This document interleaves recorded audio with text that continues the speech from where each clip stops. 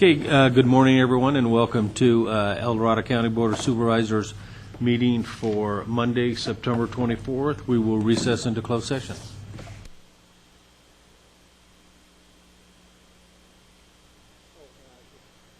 I think we have somebody from the public who wishes to make a public comment. Public, please make a comment. Thank you. Jerry Copeland, Dorado County Employees Association. I saw on your agenda for closed session today you have a meeting with your negotiator. I'm not aware of what that's about, but I do know there's a matter between the Deputy Sheriff's Association, the county on the classification of some positions that affects Local 1, that they are Local 1 positions currently, and we would like to be kept apprised of what's going on in that issue as we are an interested party. Okay. Thank you. Thank you, Jerry. Thank you.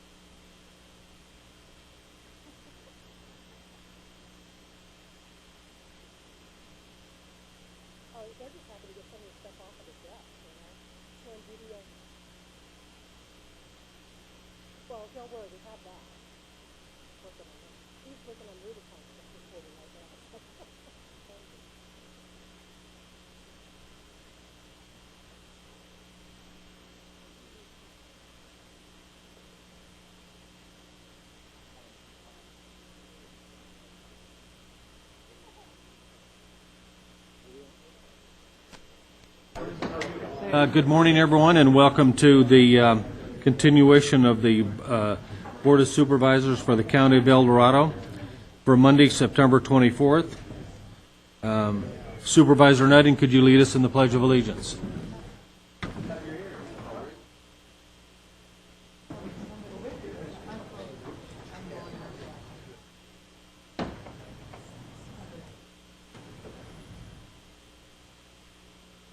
To the flag, which stands, liberty. Thank you very much.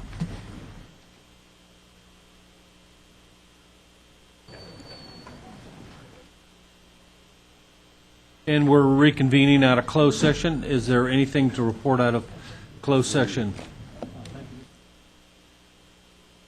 Chairman, the board met in the one agendized closed session this morning, and there's no reportable action to report out. Okay. Thank you very much, Ed.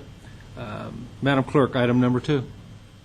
Item number 2, Supervisor Knight recommending the board, 1, receive reports from the El Dorado Community Foundation, Friends of the El Dorado Trail, and El Dorado Western Railroad on the coordinated efforts on the El Dorado Trail corridor between Shingle Springs and El Dorado. 2, consider action on the license agreement with PNSVRR for Excursion rail operations. 3, consider taking action to dissolve the Sacramento Placerville Transportation Corridor Joint Powers Authority.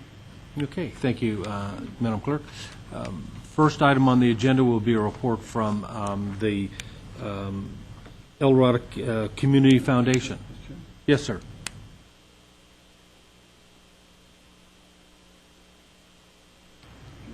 Yeah, well, whether I may or not, I guess.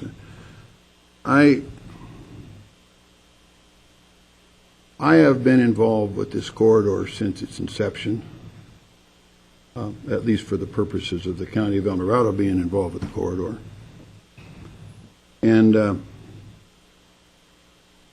thought that a long time ago we had kind of settled some of the issues, and we've changed some of that.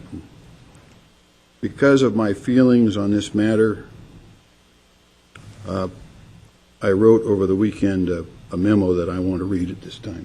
Certainly.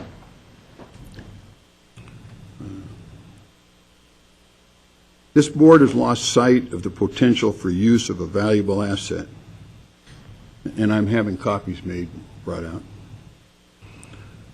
We would not have this asset without the combined efforts of the members of the SPTC JPA.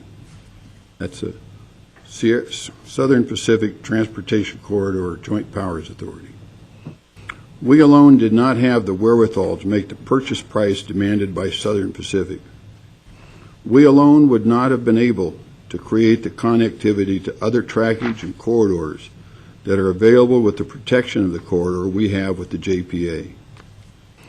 It was, by the way, the County of El Dorado that insisted on protection of that connectivity, even on dissolution of all other relations. Now we have fallen trapped to the worst enemy of the common good, a fight over the spoils of our accomplishments. We now fight over who singularly gets to use the corridor to the exclusions of others. In the 1987 era, I led the effort to beat the railroad and to form the JPA that could obtain title to and provide for the protection of the corridor that could serve all of our communities with a multi-use corridor. And now we would destroy that effort. If we do not want our heirs to look back at our actions and decry our choices, we should continue to move forward with finding how we can provide the greatest opportunity for the maximum future use of this potentially huge economic opportunity. We must not choose sides, but be leaders of all to a successful multifunctional use of the corridor. If some of you wish to explore closing the JPA or limiting the use to some singular purpose or entity, you should frame your questions and ask the board to pose them to council and staff. In addition, you should look at the goals of the JPA in creating the license agreement. These goals were prepared in part to protect the integrity of the corridor, to avoid exclusive use, and to avoid liability to the JPA or its members individually. Now, I ask you to examine the structure of the entities that might use the corridor. The proposed license agreement is to an entity. The proposed license agreement is to an entity incorporated under California law and would be required to provide insurance to protect the JPA and its member agencies. However, the Dorado Western Railroad is at best a nonprofit operating under the auspices of the county museum, hence a county entity. Does the county want this liability? I think not. So let's move forward to establish how we can provide for multi-use of this corridor and define how various parties can enjoy the joint use. We need to define how maintenance and control of our land will be accomplished. Please continue the vision we had in the late 80s and early 90s and not exclude potential users or destroy this great asset. Thank you. Okay.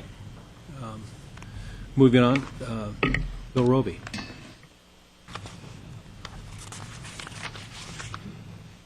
Good morning. William Robe, the Executive Director of the Dorado Community Foundation.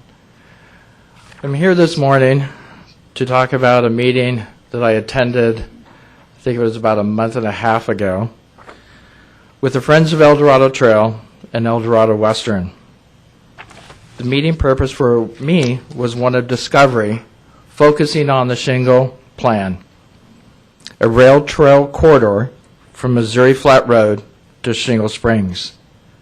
Discovery for me is asking questions and carefully listening to the answers. Two critical components became apparent to me at this meeting. One, from a community perspective, their message was stronger when their goals became united and aligned.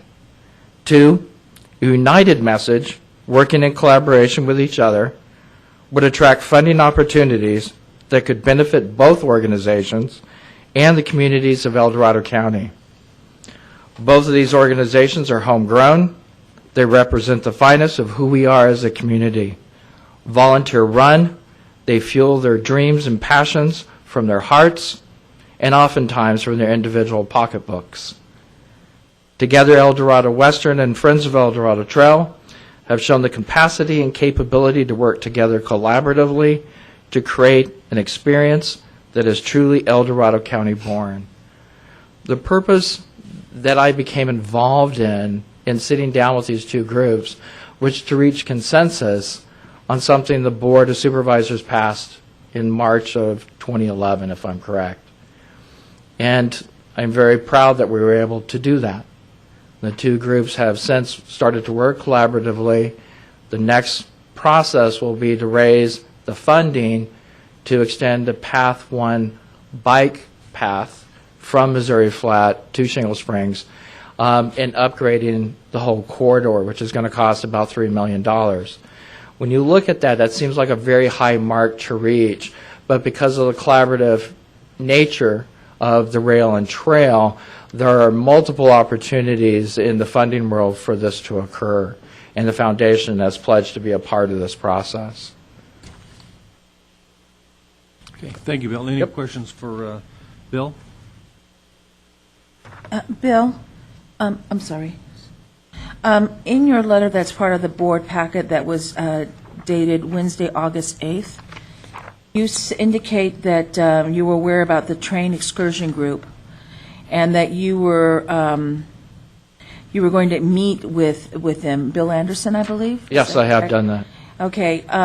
Could you enlighten us as to the outcomes of that meeting? Because even in your letter, you said that after you met with the Friends of El Dorado Trails and El Dorado Western, there seems to be some confusion in terms of the relationship with those entities, and I guess the Folsom El Dorado and Sacramento Railroad Association. Did I understand correctly in your letter? So, and could you please inform us in terms of what your discussions were, if there was a way to define that relationship, and what are still maybe some areas of concern with regards to that? I think you have, in going through this discovery process for the foundation, is really talking to all the parties that are involved and understanding what perspective they individually have on the use of the rail corridor, and then looking at what portion is viable for them organizationally. What is it they're able to do beyond just being advocates for the corridor? So what is possible is still being looked at. The organization that's known as the Feds, I've had a meeting with Bill Anderson, talked to him again this morning. They have a goal they would like to obtain. Their funding mechanism isn't at a level to help them achieve that. So again, the foundation's offered to look at where they would like to go and see if possibly we can help them get there. They have built a really train-oriented culture within off of Sutter Street. They've also explored that along Bidwell. As for moving up the hill, I think that's still a long way off. That is something that is going to require a tremendous amount of funding. The current funding environment right now is heavily for bike and equestrian and individuals. There's not a lot of funding out there for for rails. It's very limited, if any at all. So for the purpose of the discussion that we're going to have, particularly on the first part of this agenda item, we are focusing just strictly on that corridor and the activities between Missouri Flat and Shingle Springs. Correct. That's strictly what we're talking about. There's an ongoing relationship with El Dorado Western Railroad, and that's what we're focusing on. We see what I heard you say is that there is funding to reach what I will call, my word, a functional goal, which is the actual interrelationship between the trails folks, the rails folks, as it applies to this particular corridor. Correct. So when we start talking about excursion rail, that is something completely apart, further down the way, maybe from the county state line, from the county line. Because you're up from Tahoe. Sorry about that. That works up there. From the county line up, like say to Latrobe and that kind of thing. Is that where we're talking about the excursion? That's my understanding. So I make the analogy, this is a conversation about what can be done versus a family having a conversation about that they want to buy a particular car, but they've got to come up with a down payment. So you first need to come up with a down payment if you're looking to expand a rather large section of rail from Shingle Springs down to the county line. It's going to take a tremendous amount of funding. There seems to be a lot of conversation on that about where that's going to go, how it's going to be maintained, who's going to be in control. But to me, again, it's the family looking at buying a car and there's no money for the down payment. That's going to take a tremendous amount of funding. So the people, and I hate to, it's almost like I'm beating a dead horse, but it seems like we always get lost in clarity. I mean, we always get lost because there's so many things roving around this. So, in terms of control, we're talking about from Missouri Flat to Shingle Springs, the folks that are essentially in control, and I'll put that in quotes, of that corridor are El Dorado Western Railroad and the El Dorado Trails group, right? That is correct. And you are helping facilitate some possibilities for funding for that particular part of it. That is correct. The other part has to do from Shingle Springs down to County Line. That is my understanding. Okay. So what we're focused on as a foundation is what is doable. At the foundation, we have a role. We don't take anything on we're not going to be successful at. This component from Missouri Flat to Shingle Springs is doable. We can be successful at this. And on top of it, we're talking about a bike trail along this railroad. Correct. We're also talking about probably excursions from Missouri Flat to Shingle Springs. Am I understanding that correctly? That I would defer to one of the individuals from El Dorado Western exactly where they start. And I know that the end point would be Shingle Springs. Okay, thank you very much. Okay, thank you, Nora. Any other questions for Bill? Okay, thank you very much. Thank you. I appreciate that very much. Next, we'll hear from the Friends for the El Dorado Trail.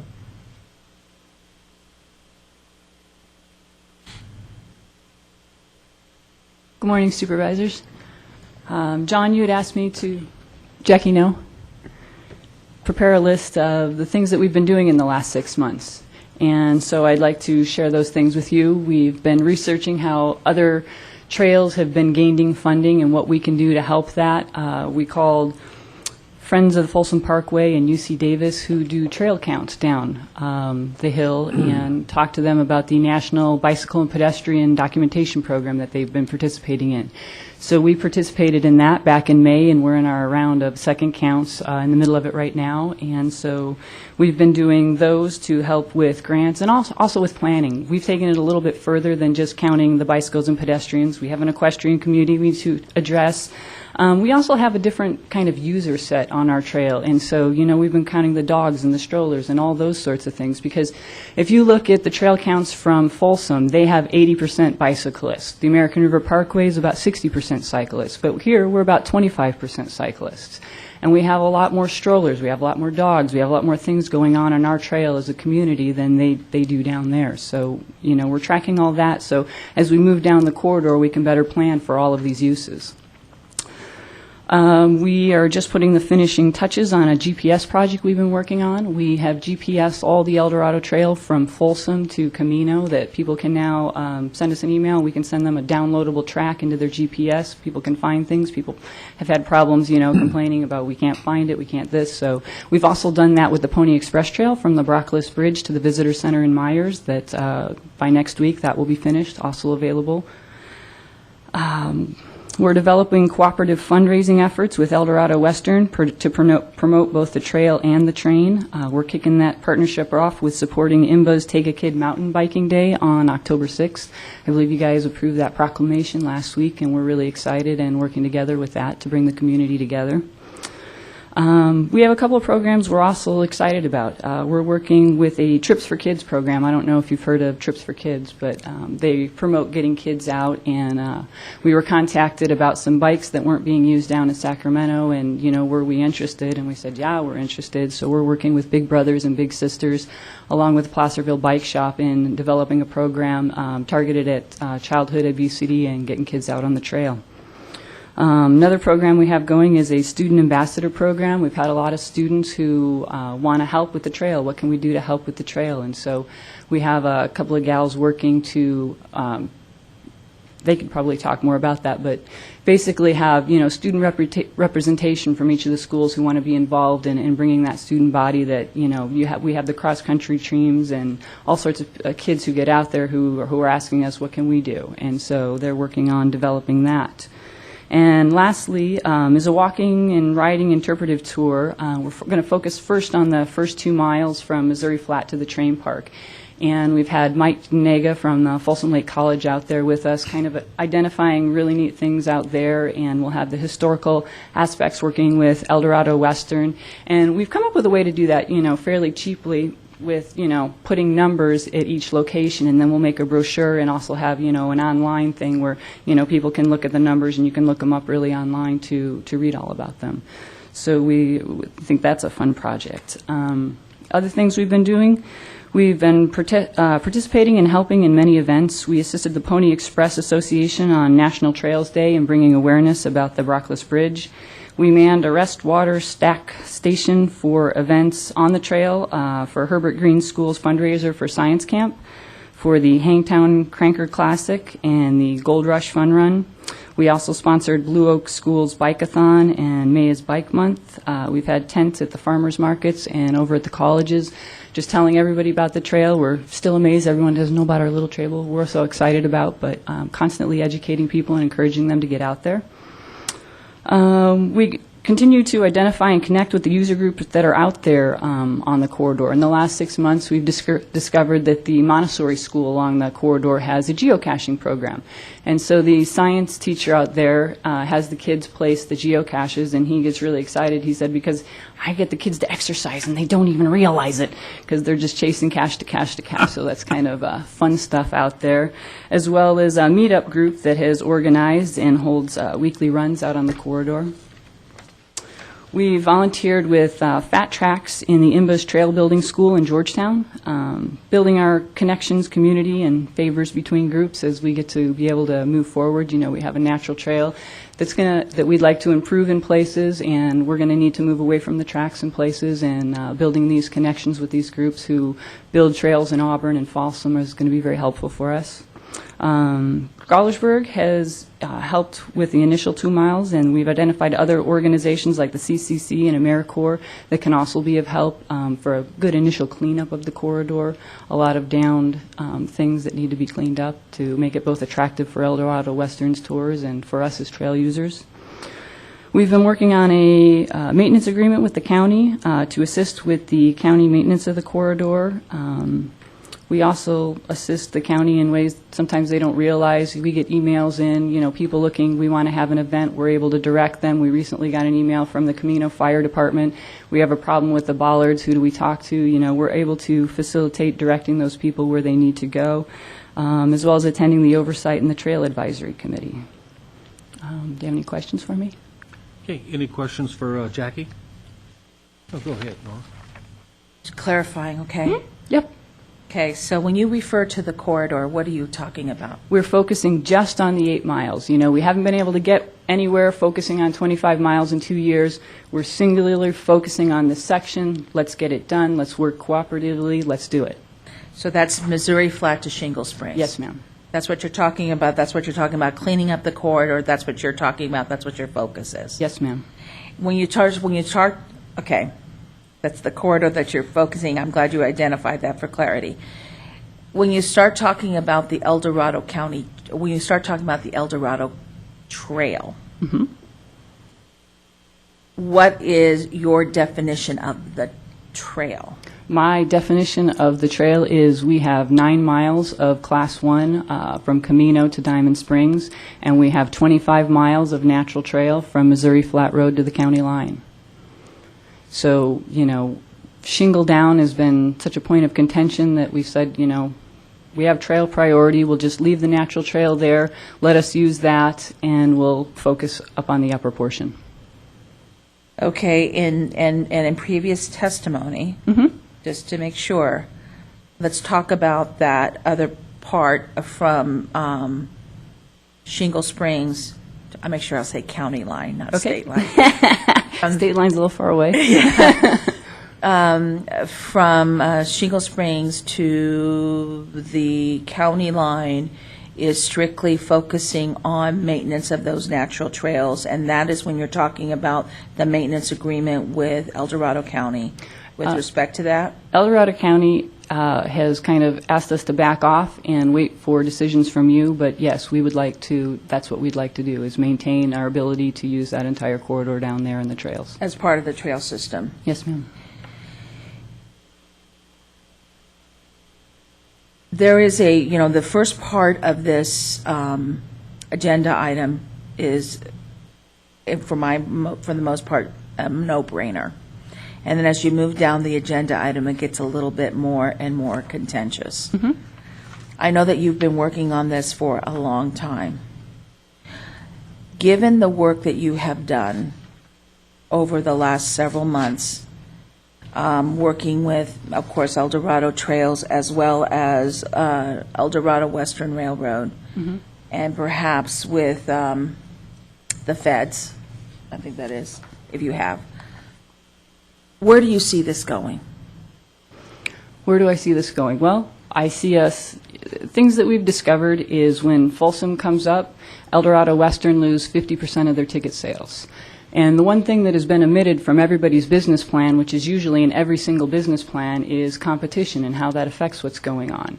So we found a direct conflict, really, that two nonprofits can really operate on the same line and make it. I mean, show me your top 3 examples of two nonprofits train groups that operate on the same line. Show me your top 3 examples of two nonprofits that operate 10 miles from each other.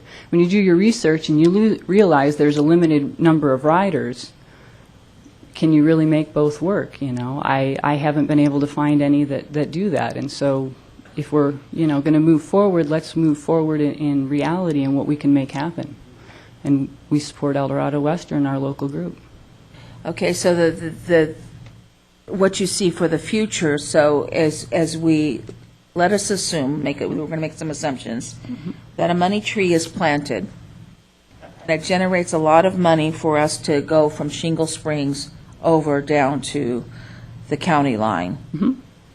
It is your this is just from your research and what you're looking at, it would be better for that investment to go towards Eldorado Western Railroad and the further development of that, rather than having having another A competing line. competing nonprofit coming up this way. Yeah, and Eldorado Western, they welcome the volunteers from Folsom to come work with them.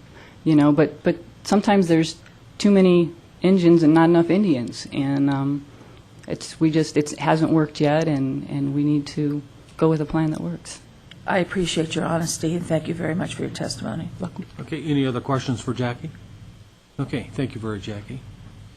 And Mary, are you going to do the presentation for Eldorado Western Railroad? Thank you. I'm Mary Corey, Museum Administrator, and I thought I would just take this opportunity to do a short PowerPoint presentation on what the Eldorado Western Railroad is right now, and then talk a bit about future plans. The County Museum is a program in the Library Department, and we've been open since 1974.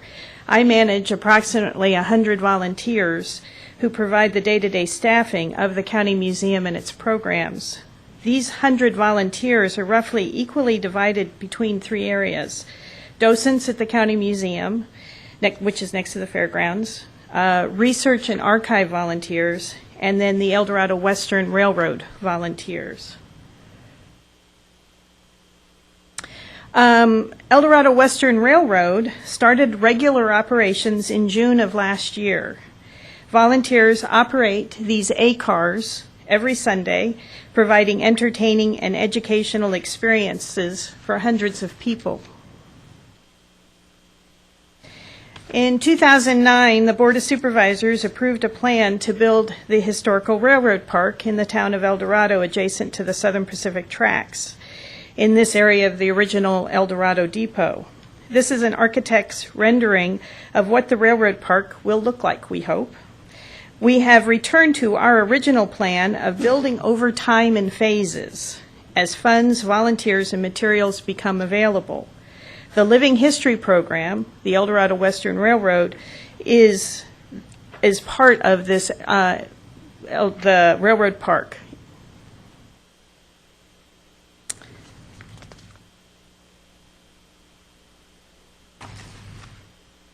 Currently, volunteers are working to repair tracks, concentrating on repairs in the El Dorado to Missouri Flat Road piece. Track inspections have occurred in the Shingle Springs to El Dorado, and plans for sidings are being developed. And these are some photographs of the volunteers at work.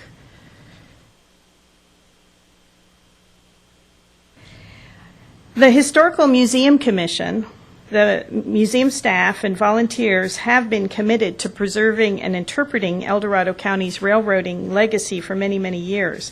Beverly Cola, one of the original museum commissioners, was instrumental in preserving and moving the Diamond and Caldor Shea locomotive to the museum grounds 20 years ago. The El Dorado Western Railroad program allows us the opportunity to expand the museum's mission to a much, much greater audience. And these are 3 historical photographs that we have in our collection, as well as the Shea locomotive, which is still being worked on at the county museum. Current operations have a goal. Sunday rides on A cars help raise awareness about the historical significance of railroads in El Dorado County, and then their riders' donations support the ongoing track work and maintenance.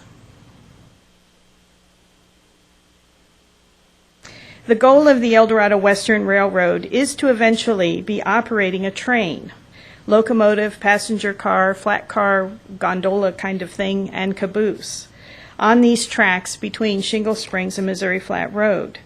This authentic railroading experience will be a boon to tourism in El Dorado County. We are already getting riders from the surrounding areas from out of the county, and it will help preserve an important part of our county's heritage.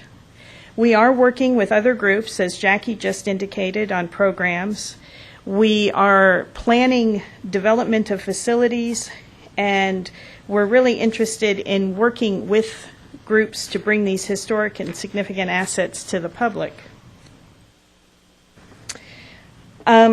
Based on direction from the Board of Supervisors in May, I'm currently working on drafting a resolution to bring back to the Board of Supervisors, which will help us define how this Segment 2 is used, fees, and different access. As I say, we're planning events. And then we're also basically looking at our phased development plan, which means we need time to continue the work on the tracks, the equipment, offering rides to the public, and working with these other county departments, DOT, CAO's office, and other groups such as the Friends of the El Dorado Trail, Trails Advisory Group, Parks and Rec, to bring this program to its fruition. And I encourage everyone to come out and take a train ride on Sundays. We operate first and third and fifth Sundays out of El Dorado and second and fourth Sundays out of Shingle Springs. Any questions? Okay, thank you, Mary. Any questions for Mary? Supervisor course. Santiago. Again, this is all for clarity to get us all started on the right page, on the same page, rather. I don't know if it's the right page, but at least it's the same page, at least in my mind. You talk about a phase development plan. Again, the focus is between Missouri Flat and Shingle Springs. That's correct. Okay, that's where all the focus is. That's where you're focusing the funding. That's where you're focusing to bring all this wonderful experience. That's right. Okay, so Mary, I'm going to have to ask you to look at a crystal ball. Okay. Because you heard in the opening comments made by Supervisor Sweeney, he says, however, El Dorado Western Railroad is at best a nonprofit operating under the auspices of the county museum, hence a county entity. Prior to that, he talks about how the JPA provides some protections and that kind of thing. Where do you see the future of El Dorado Western as part of the museum if we start looking beyond Shingle Springs to the county line? At this point, I would say our focus needs to remain on Shingle Springs to Missouri Flat. It's 7.9 miles. It's all being done by volunteers. There is no funding coming from any other source than what the volunteers themselves raise, and it's a lot of work. So standing here today, and after discussing this with our volunteers, my view is that we need to stay focused on what we have in mind, on developing the facility, of looking for funding, and stay concerned with that Segment 2, Shingle Springs to Missouri Flat Road. And we have track plans, we have siting plans, we have that 2009 conceptual plan for the facility, and I think that would certainly keep us busy for many years to come. Okay, so I'm going to do the same thing I did with Jackie. So I've planted a money tree. Now you have everything ready to do everything you want from Okay, wait a minute. It's just a small tree right now, okay? So I've planted a money tree, and you have everything you need to get that corridor, fulfill your plans with regards to Missouri Flat to Shingle Springs. So again, it's looking at the crystal ball, looking at the future. Where do you see the role happening then? What I would say our greatest need right now is on developing some facilities in the El Dorado area. We need a restoration maintenance shop.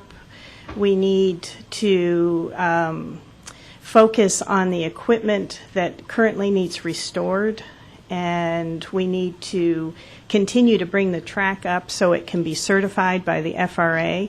I do have to say all that we're doing is the volunteers have become very aware and self-educated on the needs of the FRA. We have a professional railroading group that's advising us. So again, there is a great deal of money, honestly, that could be spent on that Shingle Springs to Missouri Flat corridor with the facility in El Dorado. So that's where I would be focusing it. So whether it's today or 10 years in the future, you really think that El Dorado Western Railroad would always just be focusing on that corridor between Missouri Flat and Shingle Springs? I'm not going to commit myself completely to saying that we would never do anything else. But definitely that is our long-range plan right now, is to focus on that piece. And we have plans in place and have come to the board with those plans. And so I would say that given the circumstances that we have today, that is where we would be focusing all of our attention. Okay, thank you. Supervisor Sweeney.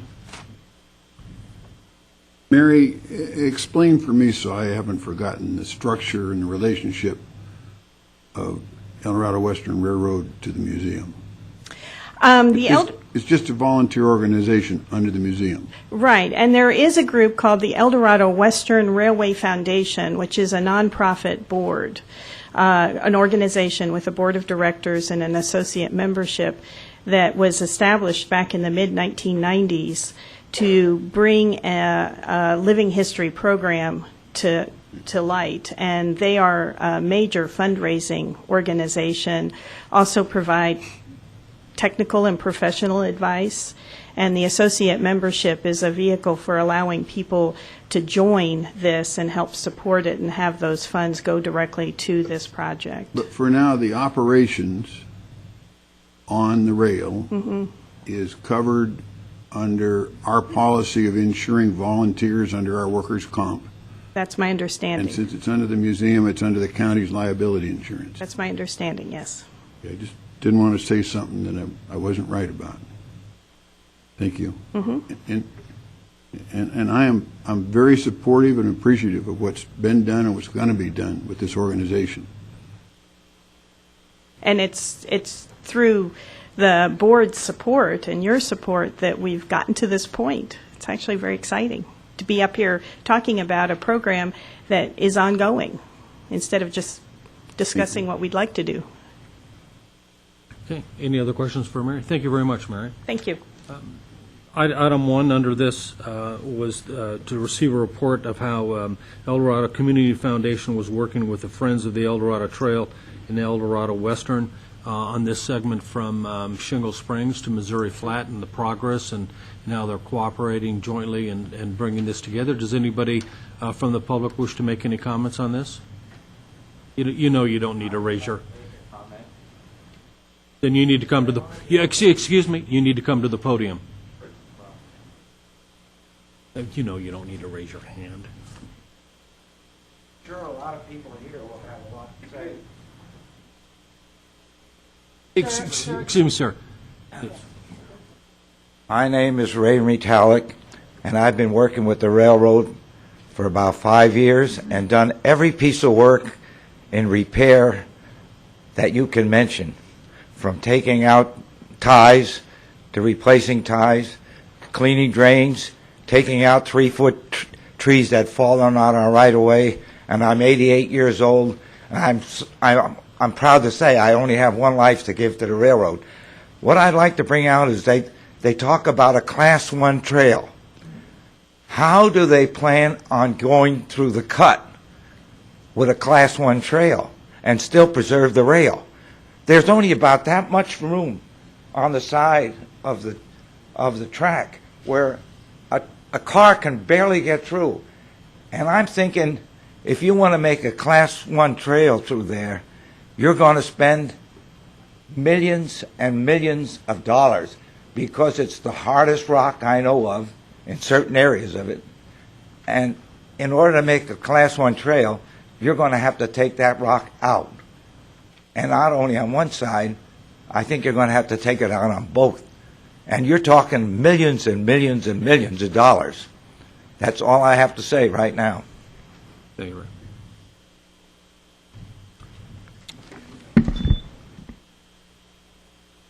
So I can get more time. Oh, Chris Payne, Diamond Springs, representing Dorado County Historical Society, also former county employee of 33 years for the Department of Transportation. It was difficult in the other meetings that you've had previously for me to speak because I was working for the county and I was working for the Department of Transportation, and therefore it would be awkward for me to say some of the things that I wanted to say. But now I'm free from anybody telling me that I can't, as long as I'm reasonable in what I say to you. And Chris, you're using up your valuable 3 minutes. It really doesn't matter, because in the end, the way you've structured this today, I appreciate, Mr. Chair. It's because you're going to take each part, and so therefore you'll see me again on some of the other parts.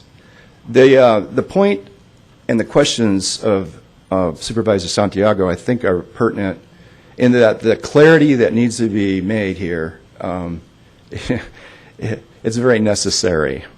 Can't make a decision without clarity.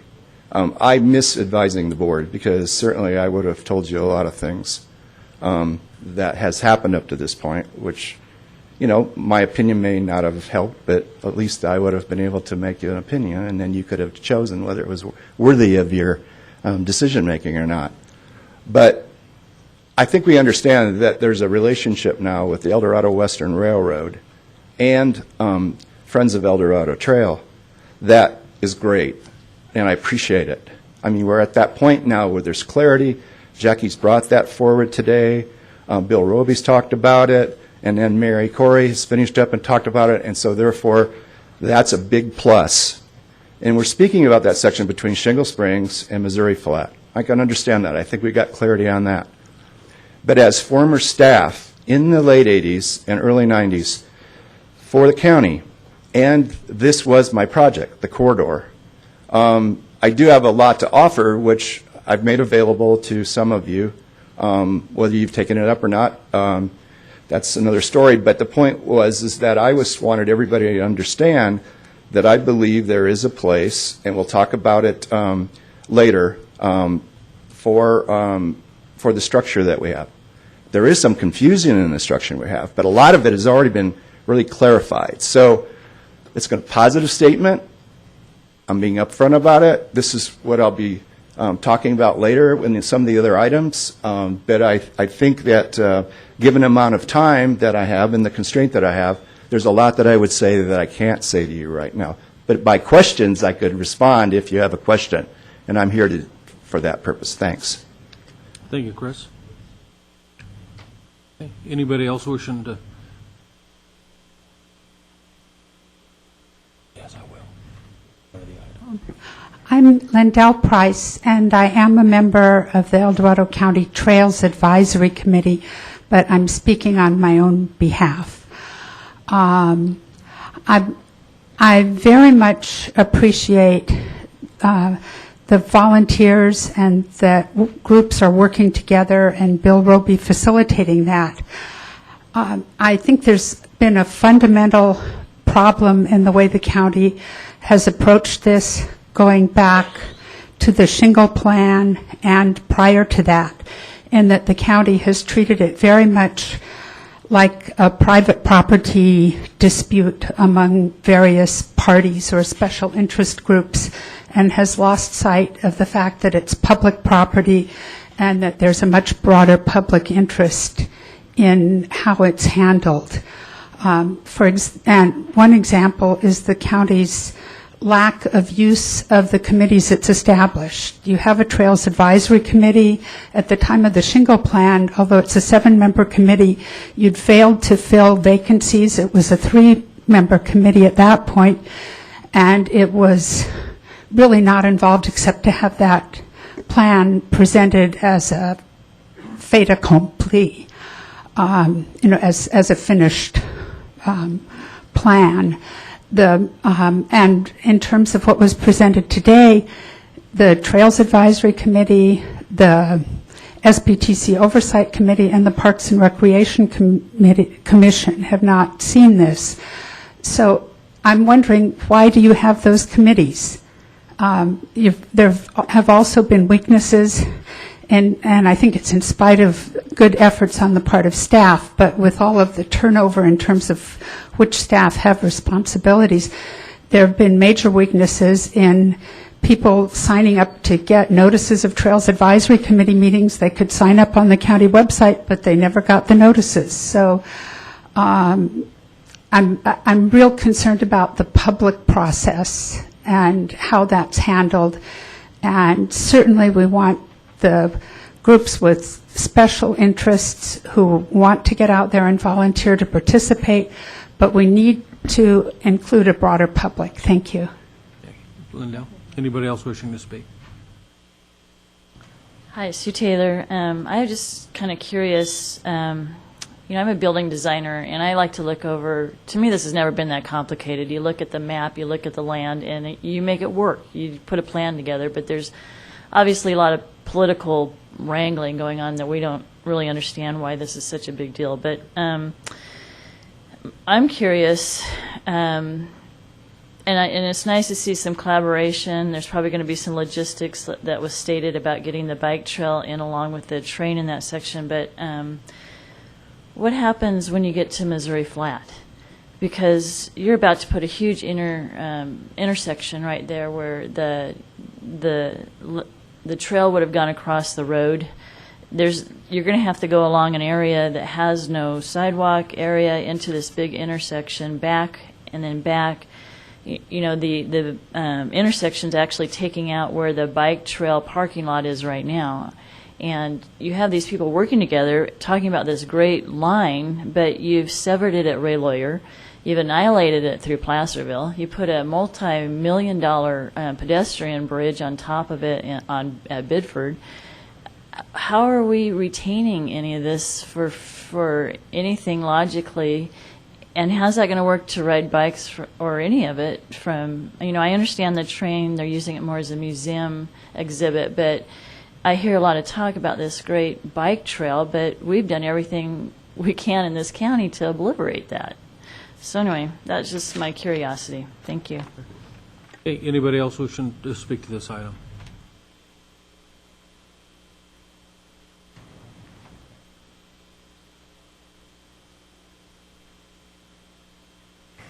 Keith Berry, resident of El Dorado, 23-year volunteer of the museum, and one of your appointed museum commissioners. The railroad came into this county, and for well over 100 years was the prosperity. And it came in and out of this county on steel wheels and steel rails. The historical perspective is there. It served the people. We are trying to serve the people now, and so the corridor needs to be interpreted as the people need it. We fully support, as the museum, the historical perspective of the branch line. We also realize that the corridor was bought by the taxpayers and should be used for all, and every venue recreationally based should be represented.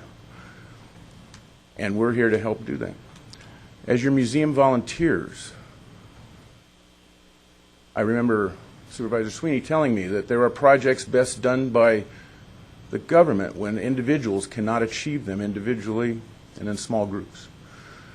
We took that to heart, and we formed the Eldorado Western Railroad as a sub-program of the museum underneath the county.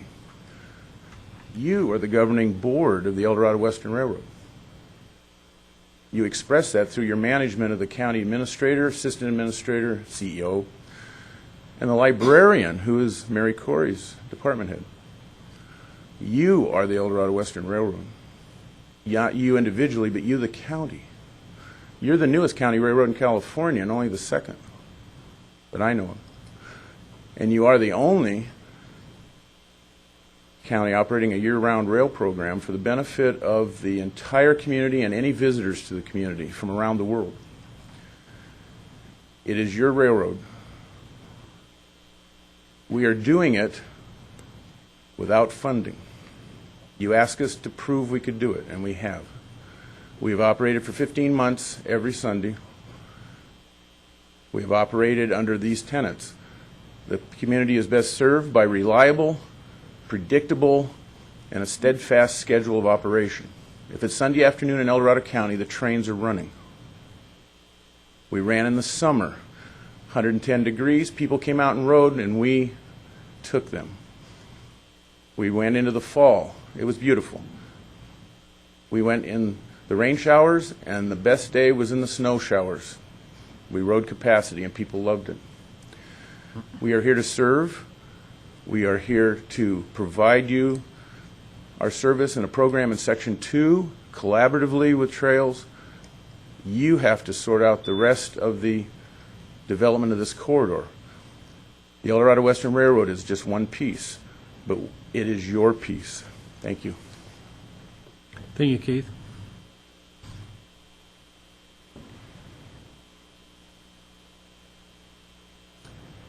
Morning, Jack Henry. I just had two questions rather than a statement. The first question would be to the board in general, and the question is, has the condition of rail removal been removed from the Shingle plan?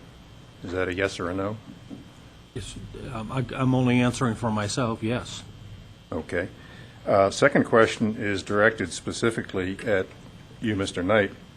As you know, we, from the Placerville Sacramento Valley Railroad, we've been running excursions up to Robe to support the pancake breakfast up there on Sundays. And that money, from what I understand, goes to help the volunteer fire department people. Jim Harville, our president, requested a month or so ago for a right of entry to go up there to continue to support that pancake breakfast. You refused to give us that right of entry. Could you give me a reason? There was no reason. I don't have the authority or power to do that. To grant it or refuse it? That's correct. Where does that authority come from then? I don't understand personally myself. This Board of Supervisors. Okay, so when you refused it, then that was not correct?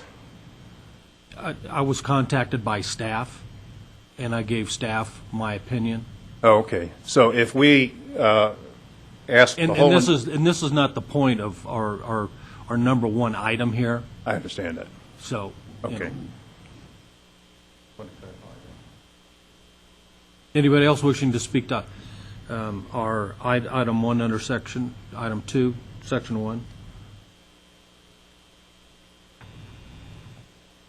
Good morning, Chairman Knight, Supervisors. Jim Harville, President, Placerville and Sacramento Valley Railroad. Excuse me, my voice is a little hoarse. We've just come off of our third annual Railroad Festival. Adding another nearly 1,000 riders that have participated in our program over the last 2 years, bringing the total to close to 5,000 riders. Each and every one of those riders has been told about the program run by the El Dorado Western and encouraged to come up and explore that portion of the corridor. I question Jackie No's belief that our existence diminishes the ridership or revenues of the El Dorado Western. I would instead put forth that our program is the best advertising that they have. One of the interesting elements of this corridor is that people are out here, they're not riding a particular steam train, They're not riding a particular piece of equipment. They're out here to explore the corridor, and they want to see the entire corridor. Now, in regards to Mr. Roby's comments, we welcome his involvement in the section between Shingle Springs and Missouri Flat Road. Any money that can be generated and developed for that portion, we are in full support of. Now, in terms of other operations, in a word, we've got this. Okay, we have generated nearly $80,000 since this issue came front and center to this board, and much, if not most of that, has been spent developing El Dorado County assets. Again, apologies for my voice. As part of the memorandum of understanding called for in the license agreement, we are fully in support of revenue neutrality in this upper portion if and when we are invited to participate Shingle Springs to Missouri Flat. Any revenues generated are going to be spent in that portion. Now, our next major capital project after the washout repair of 2011 will be the White Rock Road crossing. All right, we have the funds. We do not need to draw any drafts or any thank you any revenues away from El Dorado Western to do this. All we're asking is access to that portion so that we can pursue and develop the Parks and Recreation Commission recommendation of a Rails with Trails program for the entire corridor. Thank you. Okay, anybody else wishing to speak to this item? Okay, seeing no one, we'll move on to the agenda. Item number 2. Mr. Chair, I'm sorry. There was, Kim, obviously there was, Sue brought up some points that I'd like to just get some clarity on. The issue about connectivity. Those are all in the city of Placerville. No. Mo Flat. She was talking about the connectivity with what is going on with Mo Flat and the actual bike trail, that kind of thing as it goes up and over. Have we looked at that? Has that been addressed? Is one far from that intersection? I mean, she brought that issue of connectivity. I think that we at least can acknowledge it, and if it's somewhere to be addressed. You're looking at me like you're like. I'm waiting. Okay. Yep. Okay. So so my question is, the connectivity as the bike trail comes up and connects to Missouri Flat, and all the things that are going on at Missouri Flat. Is there some really great transition that's occurring or planned as the trail goes on and up and over to what eventually will be, into Camino and so forth and so on? Okay. I understand. You got the question. Kim Kerr, Assistant CAO, Interim Director, DOT. There is, with the Diamond Springs Parkway intersection, there's some work being done there, but I don't have specifics down too much further than that. I do know that we've talked about that issue because the corridor is there, and I have to go back and look at the plans for crossing Missouri Flat. I'm not sure about that piece. But then one of the issues is working on the piece into Placerville. So there's, we're not the only jurisdiction with that part of the trail. It goes to the city of Placerville. There are some discussions about connecting the other locations through there and going back, but I don't have the detail on the whole. I actually have a set of maps back in the office, but. And that's fine. I didn't need the detail. I just wanted to know that there has already been some discussion, there's been some talks about making sure that connectivity occurs. True, as long as we have money for that. Yeah, yes. There's always the money. I'll put it on my money tree. A little more information, you probably don't need it, but I'm going to give it to you anyhow. The reason the trail or the rail was abandoned at Missouri Flat Road was the bridge over Weber Creek to carry engines, once it was, the use had been abandoned, like it or not, and it was not opposed because, one, the cost of putting a rail crossing in at Missouri Flat, two, the primary reason was the bridge. You would have had to take that bridge out and put a new structure in across that, because that bridge wouldn't meet current standards for carrying rail traffic. And it just, realistically, it probably would carry the engines, but it doesn't meet their standards. So that's why that abandonment was chosen at Missouri Flat. The trail connections here at Ray Lawyer Drive are included in the interchange plans under West Placerville Ops. So those connections are, and the city of Placerville has just done some new work on that they're looking at from Ray Lawyer Drive through town and see what they can do. Appreciate that. I had made the assumption that those were in place, but I wanted it put on the record that that was actually the case. I'd like to see the documents to substantiate the trestles inadequacies for rail service. I've heard that many times. I've never seen it in all my files. Well, I don't think that's the scope of this. I apologize, Of course, but such a document was never created because it was by observation by numerous engineers. And I think, those questions about the connectivity through the West Placerville interchange and the connection at Missouri Flat, other engineering, that's to be determined at a later time, and money's going to be an issue of that. But the purpose of this one is how Bill Robe and his group with the Dorado Community Foundation is brought together and is working with the Friends of the Dorado Trail and the Dorado Western, in this section between Missouri Flat and Shingle Springs to bring a focus point of bringing the rails and trails and working history together in the group. So I appreciate that very much, Bill. The next item will consideration for the action of the license agreement with Placerville Railroad for the Excursion rail operation. This board has considered this in the past. It has never made an action item on this. So is there any staff report? We've had this before.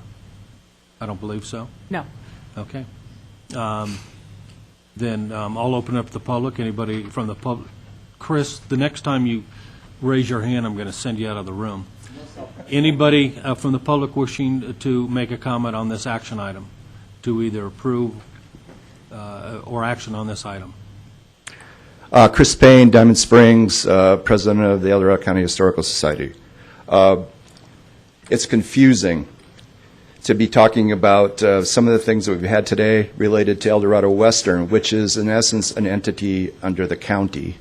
And that portion between then Shingle Springs and Missouri Flat, if one would say, well, since we have an entity which is county and it's operating there, then anything else would be for no better term, subservient to that, meaning secondary to that. That's a better. So at this point, it really doesn't, in this confusion that I am, and maybe it's confusing to you too, if somebody else came in and they wanted to use it, then where do they go to get the right to be able to use that portion between Shingle Springs and Missouri Flat? Because in essence, Dorado Western is the county and they're operating there. So any then agreement to anything, let's say, outside of that relationship would be you have to be very clear then in what you're saying. And I've looked at the documents, and I'm a little unclear on that portion between Shingle Springs and Missouri Flat. Here's the other part of it. As we talk about the corridor, and I'm talking about SPTC, JPA corridor, I'm speaking about public safety, maintenance, all the things that are very important to us as a community, and things that you're responsible for. Whether it be departmentally, whether it be the Department of Transportation because of the roads that cross this corridor, whether it be the sheriff in terms of providing public safety in the corridor, whether it be the fire districts in relationship of fire safety along the corridor. You have 28 miles to deal with, and I'm not going to try to push you off into any other discussions other than just identifying the broader picture. So when we talk about on this item then, if you could bring some clarity today through maybe people talking and then you making a final decision about essentially this license agreement and what it provides and who it provides it to, I would be very grateful to hear that today. Would you like my interpretation? Yes, please. My interpretation is to allow the Placerville SVRR the opportunity to operate an excursion train between Shingle Springs and Missouri Flat.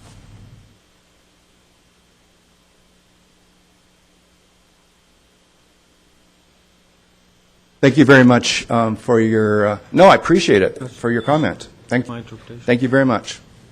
Okay. Anybody else wishing to speak to this item?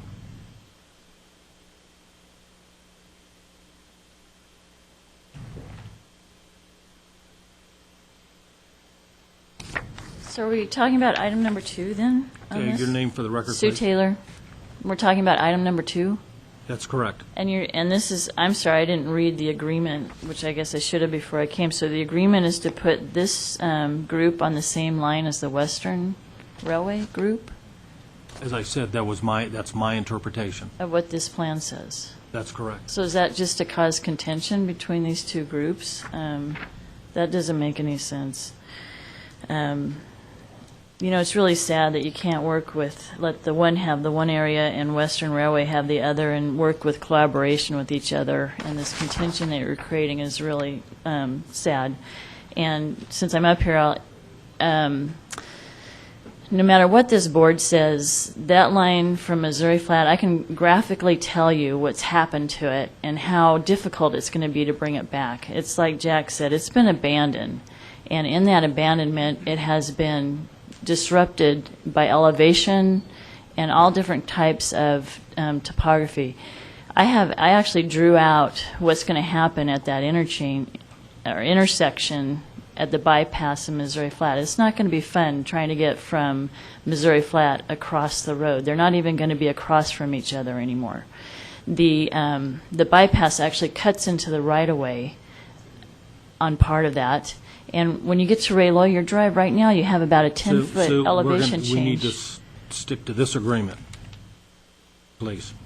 Well, if any board member wanted to ask me to come back and define what that trail looks like, I'd be glad to share that. Mr. Chairman, I'm sorry. Yes. Just Supervisor Sweeney. I think there's some confusion here. The license agreement that I have a copy of asks for excursion rights from Folsom out, and that's the point of debate. Not from Shingle Springs to Missouri Flat. There's some duplication, but through the agreement it's been, I think, eliminated. So I think we better find out for sure what we're talking about today and talk about that before we get mixed up. Supervisor Knight is correct as to what the current draft of the license agreement now says based on your vote the last time you were here on what you called the compromise proposal. This started off as a license agreement request from the PNSVRR, which is part of the Fed group, the Folsom group, asking for a license from the city of Folsom up to and including up to Missouri Flat. And then as your board looked at it and made your decisions on which portions of the corridor that go through El Dorado County that you were willing to have excursion rail run on, as opposed to which portions you wanted to reserve for trail use and or trail development, this got modified. This was your compromise back to them that you would allow a license to the the Placerville portion of the Fed group, but only for the parts of the El Dorado corridor that you've identified as being available for excursion rail use. So the answer is yes, that is the same portion that the Western Rail group is using, because that is the portion that you guys have identified as available for excursion rail use. So you're both correct. The initial license that was requested had a much broader geographical scope.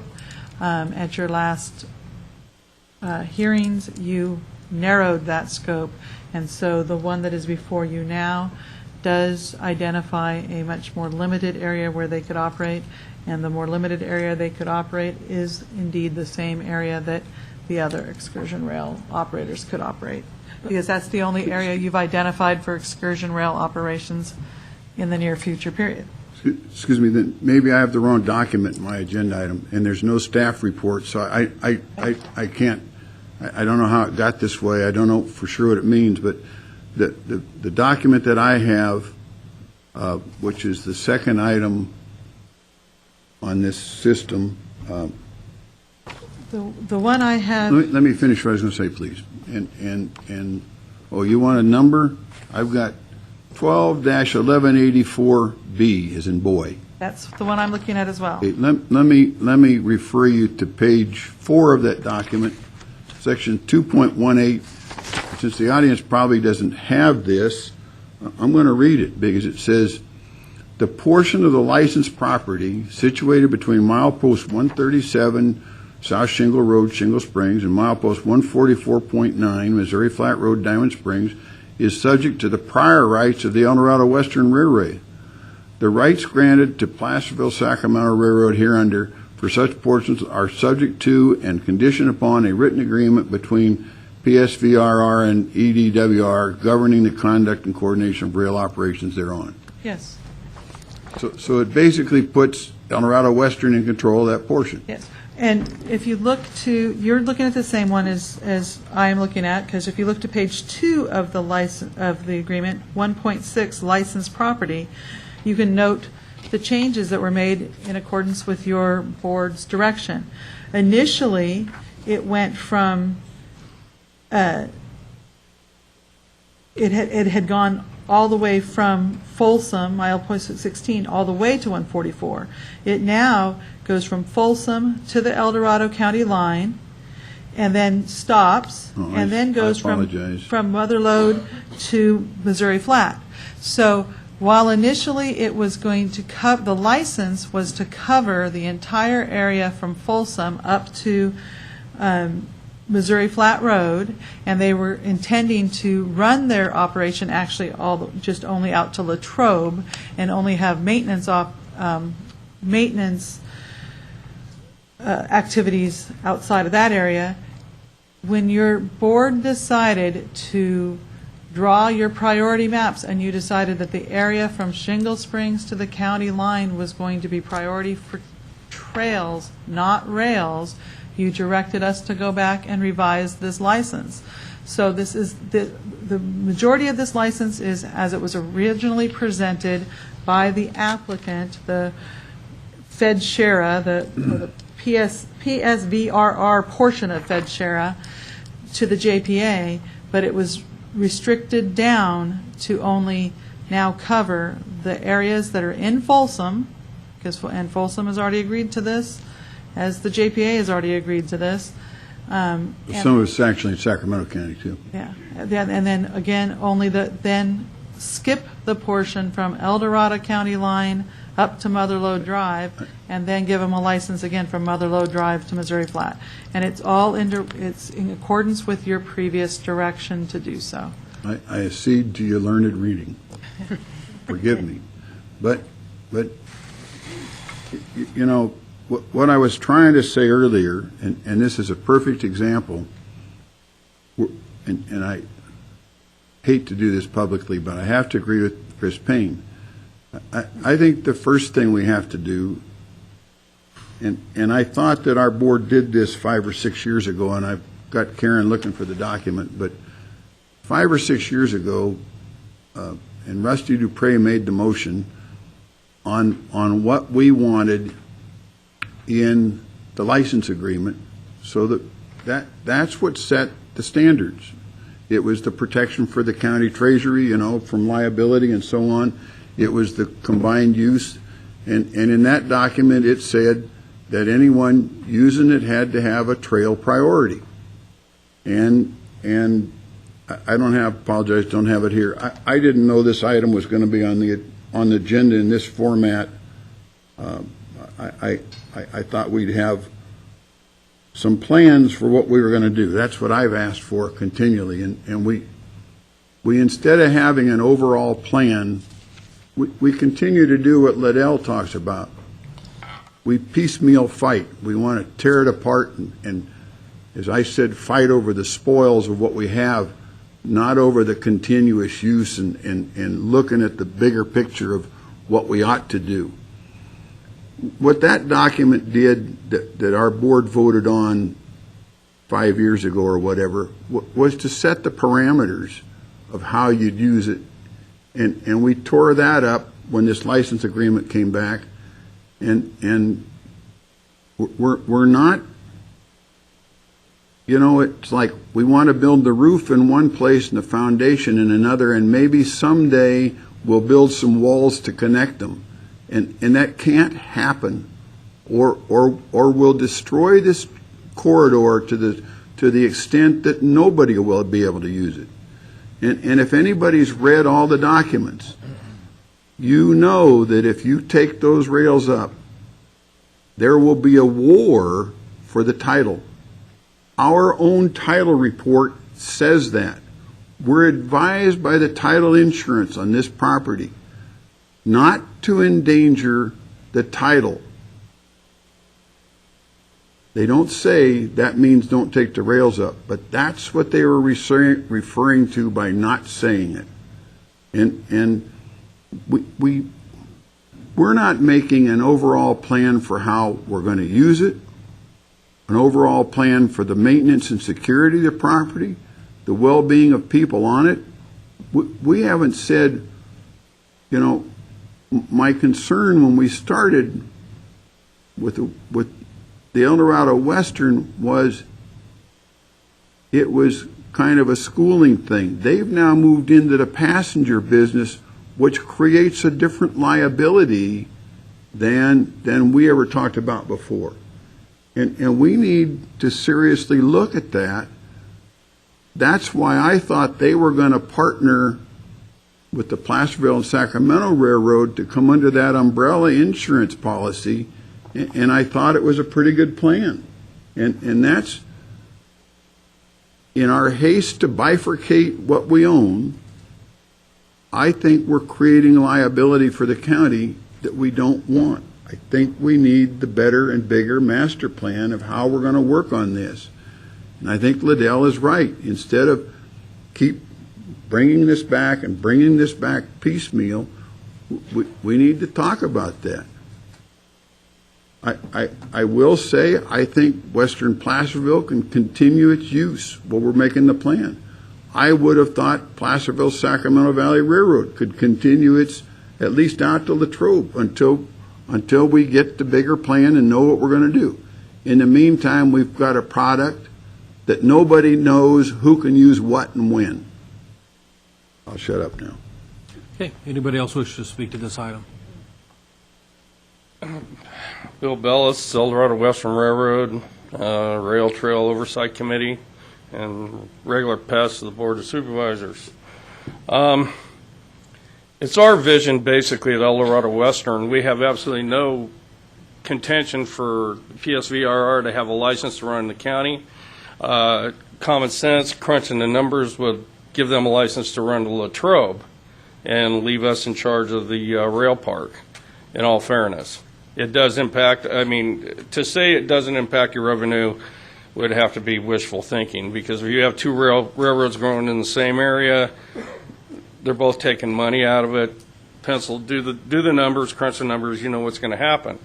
But there's no reason that they couldn't run down there and tap that revenue stream while we tap this one up here.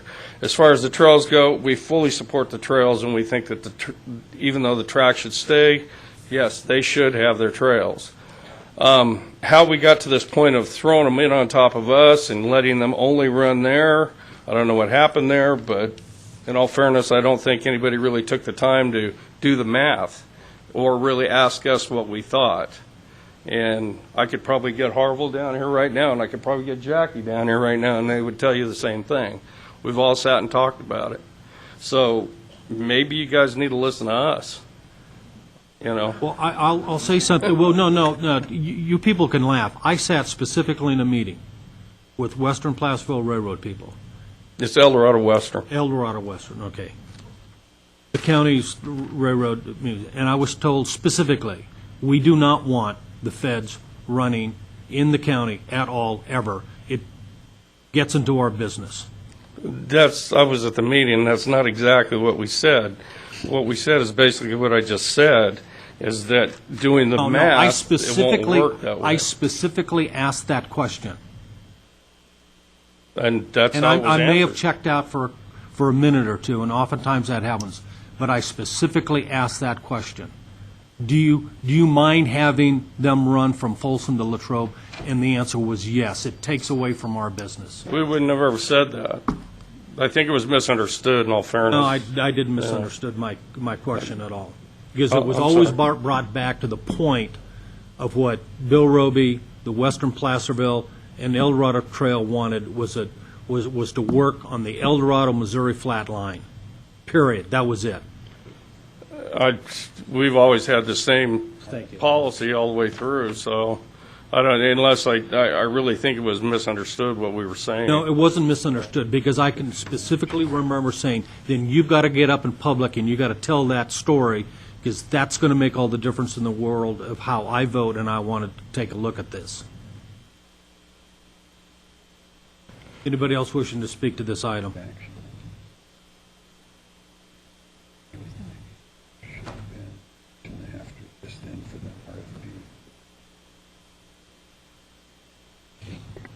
Hello, Mr. Chairman and Supervisors. I'm Loretta Hephinger, and I'm president of the Heritage Preservation League.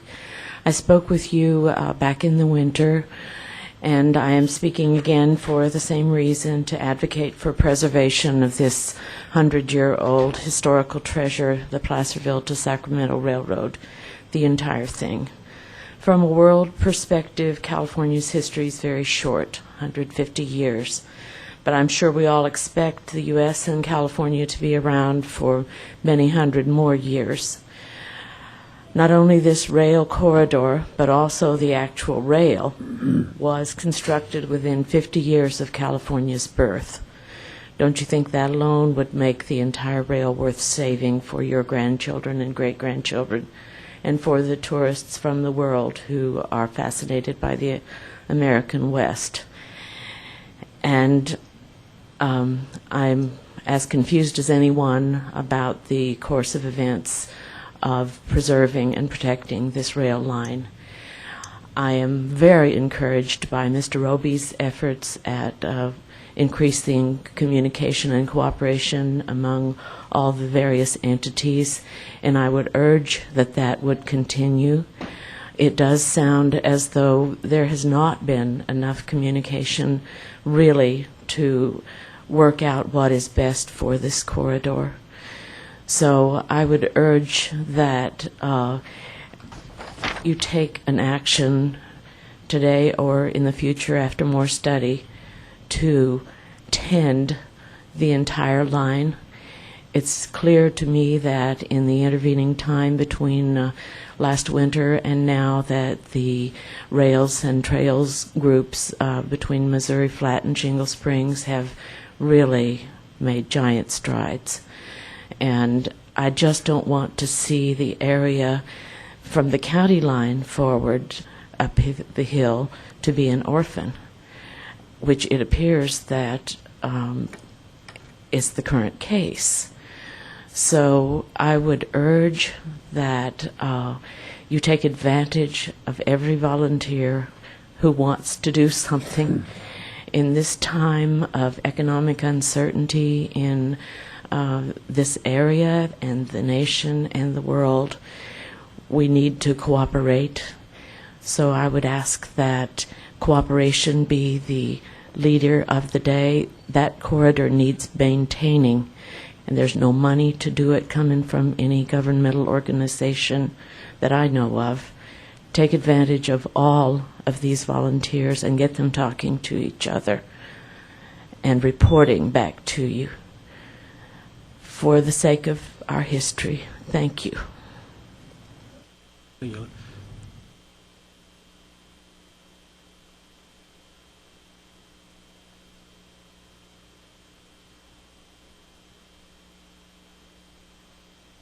Good morning. My name is Dave Ballister. I'm Sacramento. I'm the Vice President of the Motorcar Operators West Motorcar Group that travels around the country using rails. I seem to have jumped in the middle of a jackpot here, but I would like you to know that we would gladly pay to use either, all, or both ends of the track. We have also, as a group, made a offer to donate to the Placerville and Sacramento Valley Railroad Group $10,000 to act as a bit of seed money to help them get their end of the rail going. So I see there's other issues, but I want you to know that our group is out there. We're very anxious to use any and all of the rail. We're not just local people. We're mostly from out of town, from all parts of the country. So when we do come to your area, we're using the services, the hotels, the restaurants, and then moving on many times visiting other portions of the historic interest in El Dorado County. So any questions? Or thank you. Thank you very much, Dave. Anybody else wishing to speak?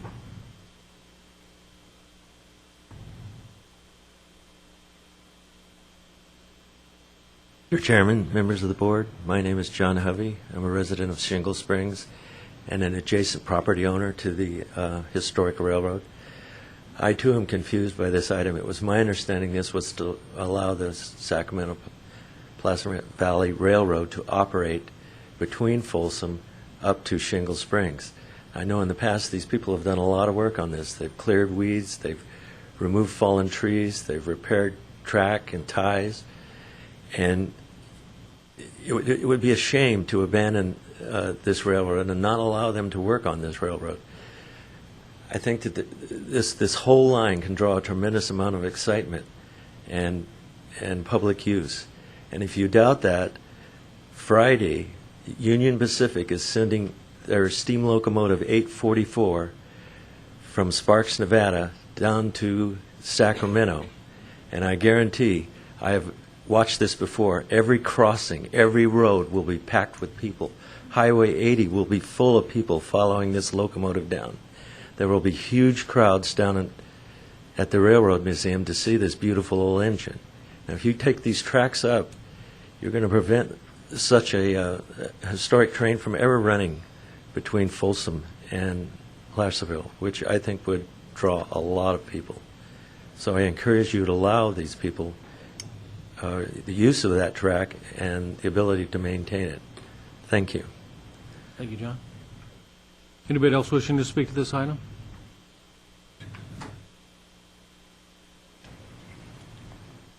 Carl Drake, Pleasant Valley. You don't need this agreement. It's absolutely unnecessary. The county has an easement, as you probably know, from the JPA. That easement allows you to do anything lawfully in the corridor, as long as it doesn't violate the National Trails Act. There is absolutely no reason to have a license by the JPA. There's a lot of reason not to. One, you have complete control right now. You can decide what trains run, when they run, how they run, where they run. That's your authority. You agree to any kind of a license from the JPA, you give that up. You give it to the JPA, a Sacramento-based entity. And you also give it to a Folsom-based entity. And you lose control. I mean, the agreement, just to give you an example, okay, this agreement's for this license is for 5 years. So you give it up for 5 years. It says 5.2, the P&S VRR may at its cost and expense modify or improve the licensed property and railroad facilities as needed to accommodate excursion service. It only has to get permission from the JPA. It does not have to get your permission. You've given that up. 7.3.2 of the license agreement, termination for public project. The JPA reserves the right to terminate this agreement with respect to all portion of licensed property for any public uses incompatible with the P&S VRR continued operation. Goes on to say the term public use does not include widening the trail or other recreational facilities. Why would we want to do that?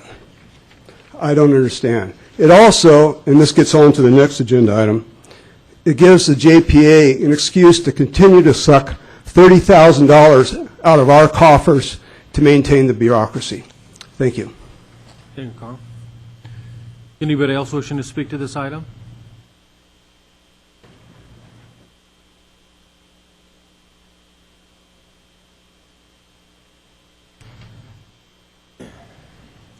Good morning. I'm John Segerdell. I'm the CEO of the Sacramento Placerville Joint Powers Authority, the JPA.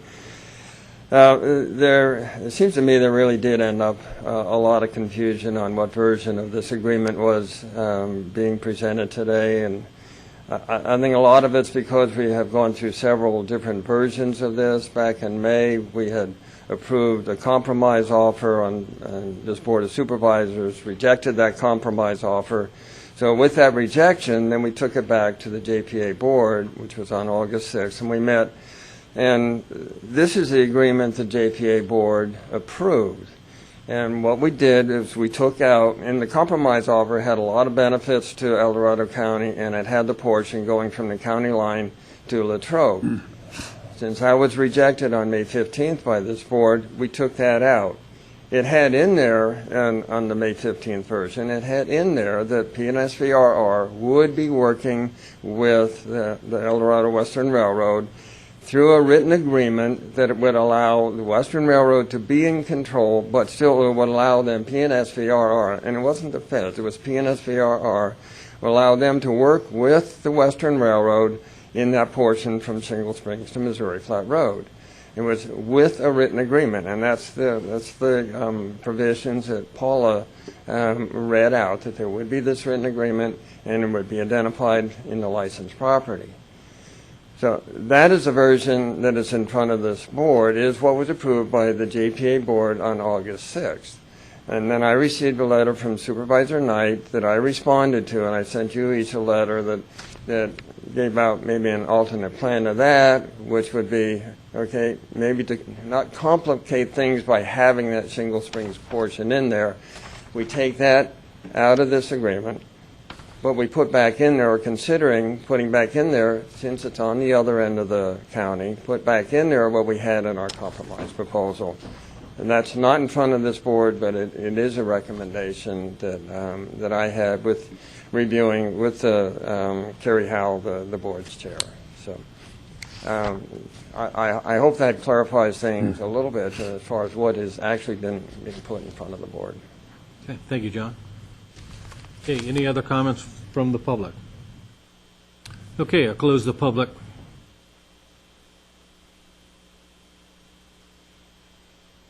Jim Harville, Placerville, Sacramento Valley Railroad. As I look around the room, I see a majority of faces that support the preservation of the entire railroad, just as I have seen a majority of the faces in every meeting in which this has been addressed by your board. Our commitment to continue to support the El Dorado Western program, including the flat car that was mentioned earlier that is on loan from our organization, from the Folsom El Dorado and Sacramento Historical Railroad Association, the material contributions that we've made in maintaining the portion from Shingle Springs to Missouri Flat Road over the last decade and more,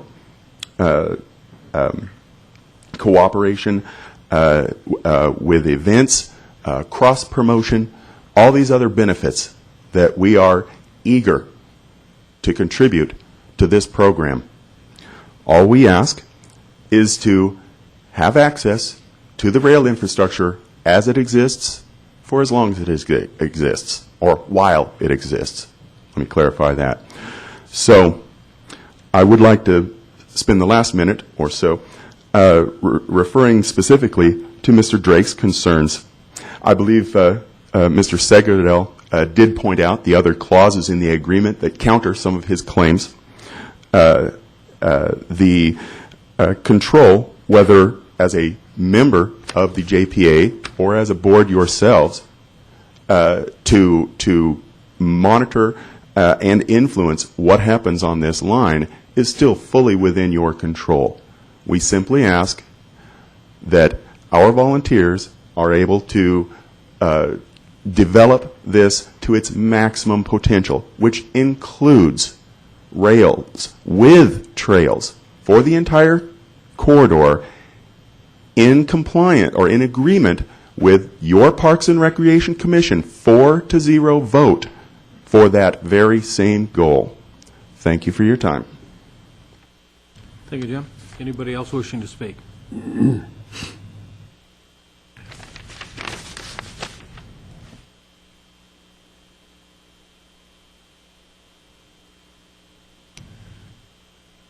My name is Ray Retallack, in case you don't know it.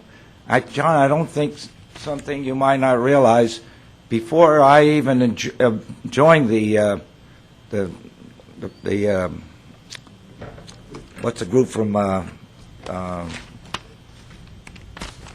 from sometimes I miss words. No, down in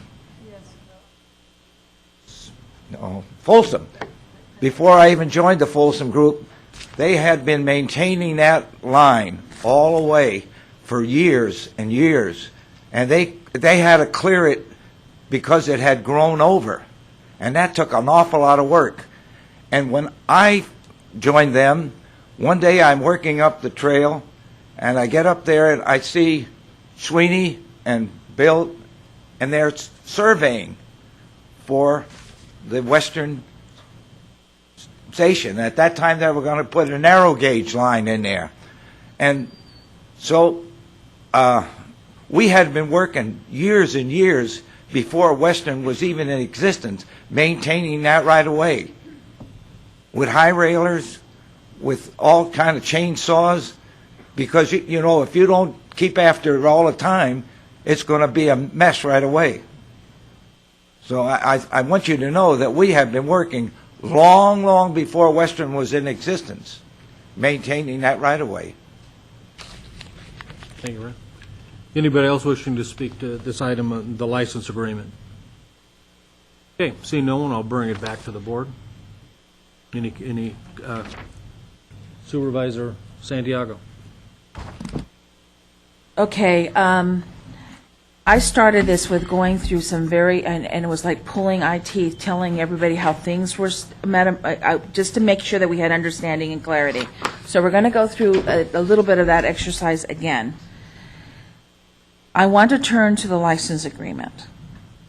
You read that what the licensed property is defined as.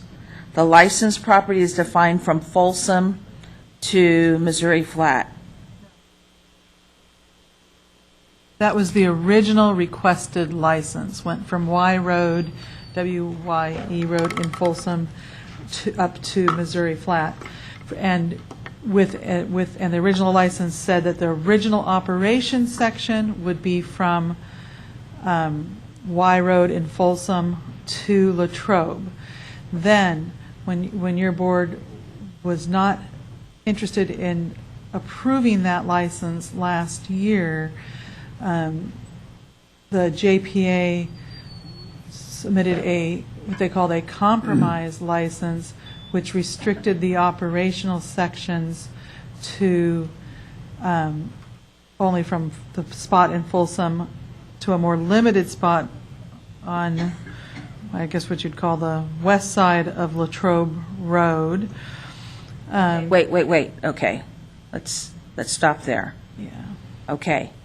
In this license agreement that is before us now. Today, it only has operations by the Folsom, what you guys consider the Folsom Group, the Placerville Valley SSI, terrible with these acronyms, but the Placerville portion of FedShera, the Folsom Group, would be able, who's asking for the license, would be able to operate only from Mother Lode east to Missouri Flat, because that is the only section of the rail corridor identified in El Dorado County that your board in May decided that you wanted to allow excursion rail to be done on.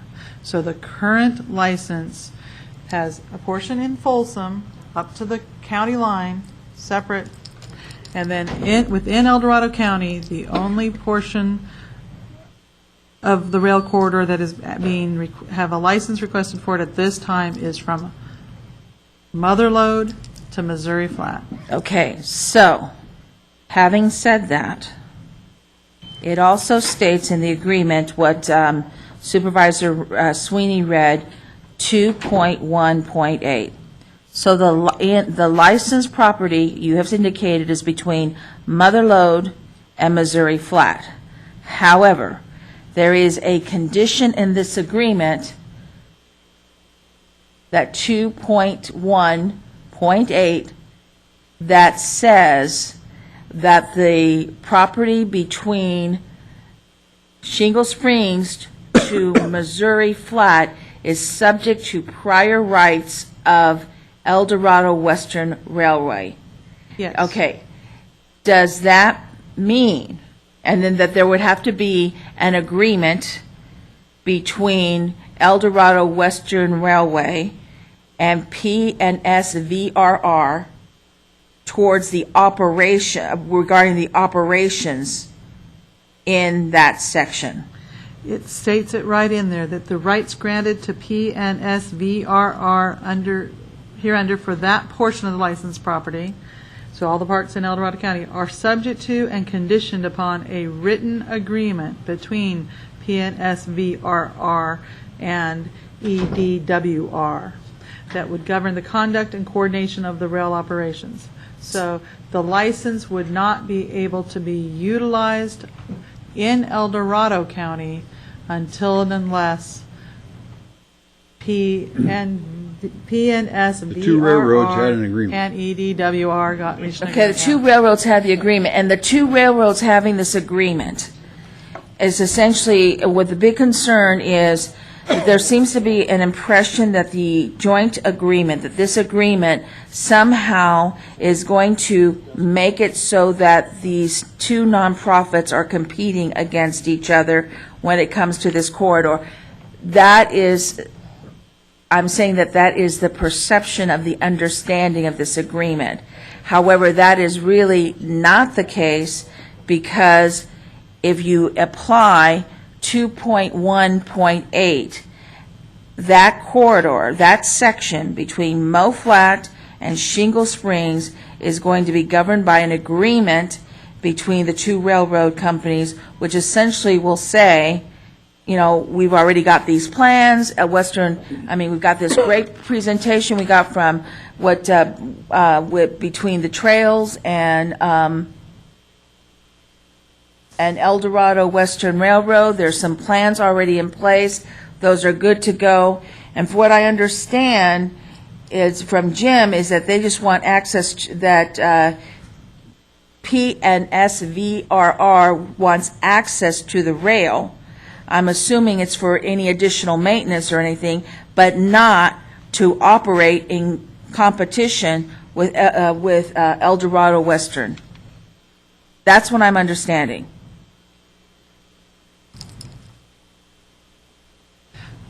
I don't know how to answer that. As I said, this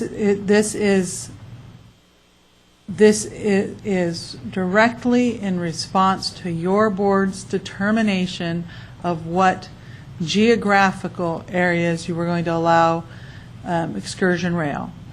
And one could argue that it does not grant PNVSRR, the Placerville portion of the Folsom Rail Group, really much of anything in El Dorado County, because what they originally asked for was to be able to locate on a spot west of where El Dorado Western is operating.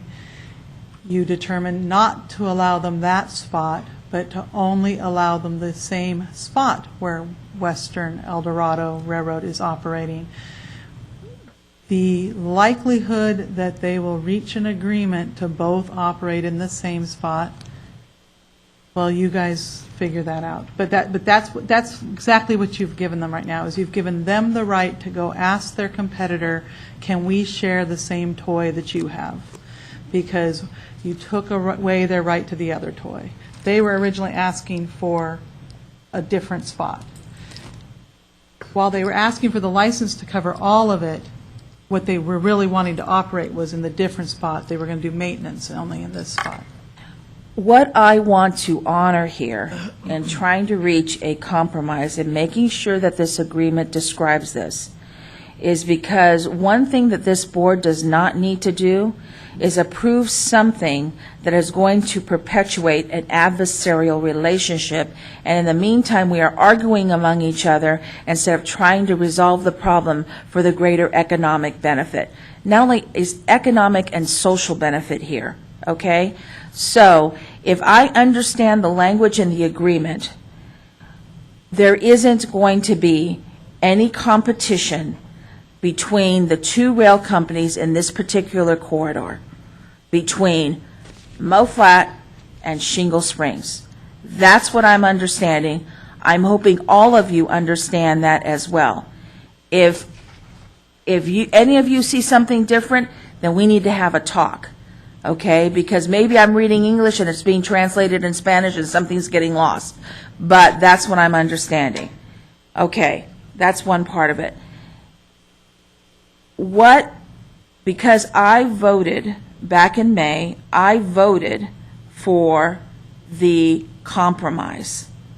And the compromise was essentially what you had said, was that there would be a excursion line essentially from Latrobe over to Folsom, and that would be part of that PSVRR would actually be managing that. They would actually have their own excursion rail. They would be working with their own trail system.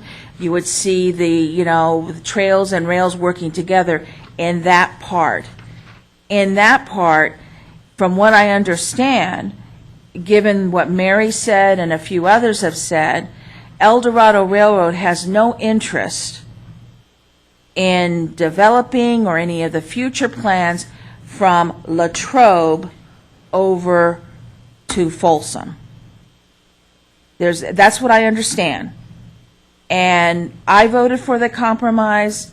The board did not go with the compromise, and that's why we're faced with the agreement we have now, which essentially eliminates that compromising language, as John, the CEO of the JPA, indicated. Is that correct? Okay. Yes, that is correct. Each time this has come, the amount of land of the license has basically been further restricted. So the compromise was in between what they originally requested and what you have in front of you today. John, I'm sorry, I didn't get your last name. I'm sorry? Okay, John, I'm not even going to try to pronounce your last name. Segerdell, is that right? Okay. You mentioned if we really want to make sure that there is a level of comfort here, that maybe what this agreement should have is make it flat out that from Shingle Springs up to Moflat will just be the responsibility of the El Dorado County Western Railroad, and that would be their responsibility. And then from that magic point from Shingle Springs on down would actually be PSVRR. Just to clarify the lines, but that yet there would still be an agreement between the two railroads themselves when it became to possibly some maintenance on the rails. Did I understand that correctly? Well, you mean the alternative idea. If you take PNSVR, if you take that portion between Shingle Springs and White Rock Road, where this current version says they would have a written agreement, and that's defined as the licensed property, Shingle Springs to Missouri Flat Road. That's defined as a licensed property, and that would be an operating segment. And it would be subject to a written agreement. If we took that out of the proposed license agreement, we took the Shingle Springs out so it was not part of the licensed property, that still would, that way there wouldn't be a written agreement, there wouldn't be this potential conflict. It still would not prevent the Western Railroad from working with the feds or the PNSVRR or MOW or any other rail group if they wanted to engage them for a special event or some other activity. They would still have the right to do that. So yes, we could take that portion out. And what I'm suggesting is then the licensed property would include going from county line to west of Latrobe Road. Not all the way to Shingle Springs, but just to west of Latrobe Road.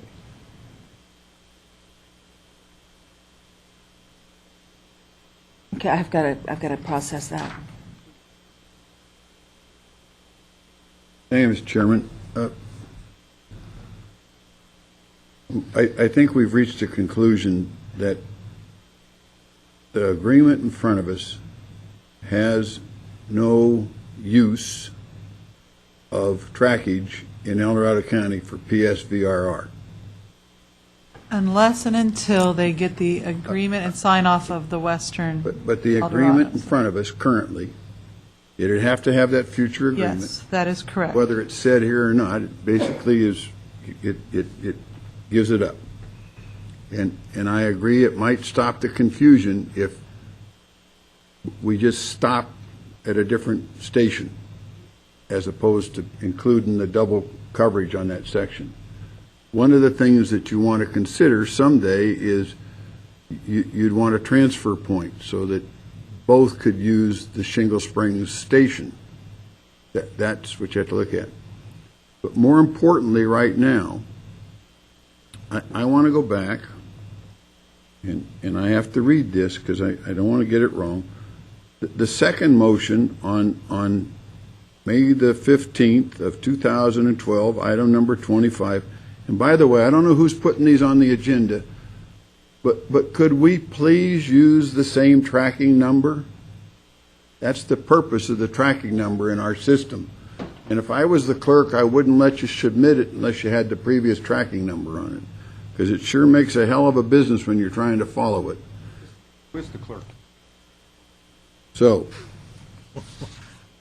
with all due interruption by the auditor, which he's used to, the second motion, and this is what I don't understand, a motion was made by Supervisor Knight, seconded by Supervisor Briggs, to refer the compromise proposal for the license agreement to the Sacramento Placerville Transportation Corridor / Joint Powers Authority Oversight Committee to come up with a joint use plan. And that's what Liddell was talking about an hour ago. And we seem to keep putting this back on without that joint use committee meeting or whatever they're supposed to be doing. So it goes back to what I said in May to this board, and I think I said it in writing, was we've got to get a plan together that covers operation and maintenance and protection of that property. And we don't seem to do that. We go all the way around it. I will ask in the interim that West Placerville, well, I can't get all the initials, but the Placerville Railroad keeps their usage, and the trail folks keep their usage, and the Placerville Sacramento group could use from there to Latrobe until or we're going to be sitting here 5 or 10 or 15 or 20 years from now, still nobody doing anything. And I'll tell you, the reason I think that's true is contrary to what others think. The more people get to use some of it, the more they'll want to use all of it, and they'll work something out together. So instead of taking all the toys away, let's let them have some toys and see if they can't build to that usage. Because I think it'll be a long time before we find enough money to build a trail from the county line to Shingle Springs, but the railroad exists. So why not let them use it? I mean, why not make use of what we have? And maybe we want to go back into this agreement and change the get out words if we come up with a plan all of a sudden. If we went through the CEQA process, somebody took out that section that I called the get out clause, and it was 7322, I think. Yes, 7322 was the get out clause. That was And- kind of a compromise agreement. Yeah, and I think we need something like that. But I think the lower end needs to go to Latrobe, you know. The Latrobe community was enjoying them one Sunday a month or 2 Sundays a month or whatever. I mean, it was a great community affair and wasn't hurting anybody. And I'd like to quit fighting and see some usage, even if it was only a 5-year agreement, an interim agreement, whatever, however you want to call it. But and then I'd like to see us really seriously put everybody in the room, lock the doors, and come up with an overall use plan instead of coming back to this board once every 2 or 3 months and getting nothing done. Thank you, Mr. Chairman. Supervisor Briggs. Thank you, Mr. Chairman. As I understand it, this plan it's a product of the JPA. Yes. And so the JPA approved this document in front of us, and the logical next place for this document is approval or disapproval by our board. So I've been waiting and encouraging and helping the trails people to make the committee meetings to get the plan done, so we don't sit here ad nauseum and hash this thing out, I don't know, for the 4th time in 12 months. I mean, it's really ridiculous. I don't see where any of this has changed my preference of the trail over the train. I don't see why we'd want to put a competitor train on El Dorado County tracks. So, you know, respective to the agreement in front of us, I don't feel any compelling testimony or otherwise to approve it. Therefore, Mr. Chairman, I'd make a motion that... Mr. Briggs, may I intervene? I'm sorry, but I think we have to go back to the JPA agreement. And I think for them to have a usage plan even in Sacramento or in Folsom, I think it has to be referred to our board for approval or consideration. I think ultimately 4/5 can approve on the JPA but it's required before the JPA can approve it to come to our board. So what this document would do would be to allow the use in the other portions of the JPA. And I actually, Supervisor Sweeney, I actually don't believe that is correct. This came to your board because... I said I couldn't remember for sure, but I thought that. The reason this document was before you is because it was seeking a license that went both in Folsom and in El Dorado County. If you were to deny the portion of the license that goes in El Dorado County, the licensee would only need to get the approval of the JPA and Folsom to approve the license for the portion that's only in Folsom. So it's been before you because it was a license to use the part of the rail corridor where you are the easement holder, and by the terms of your easement with the owner, the JPA, you are responsible for determining uses within the portion where you hold the easement, as long as those uses don't violate the terms of your easement. So that's why it's before you, is because it covers land within your jurisdiction. So the jurisdictional issue is only over the conflict portion that's under subject of two users? Under this version of the license, yes. Originally this license was intended to go from Folsom all the way up to Missouri Flat Road, so that's why it was in front of you. You rejected it that way. It came back with a more limited section in your jurisdiction. You rejected that one, and it was reduced to this even more limited section. And it's been to the JPA, been approved with even this more limited section in front of that's in El Dorado County, and it's before you again for your approval. This is what you told the JPA in May you wanted to see. Again, just for clarity, and this is specific to from Mother Lode to Missouri Flat. That's what's left, yes. That's what's left, with that section 2.1.8 saying that an agreement would have to be made between the two railroads, within that specific corridor of Missouri Flat to Shingle Springs. Yes, that's the way it's currently written. And I apologize, Mr. Briggs, but I just have to ask those questions. So we heard Supervisor Swinney say that we need, the need for a overall use plan. For the sake of argument,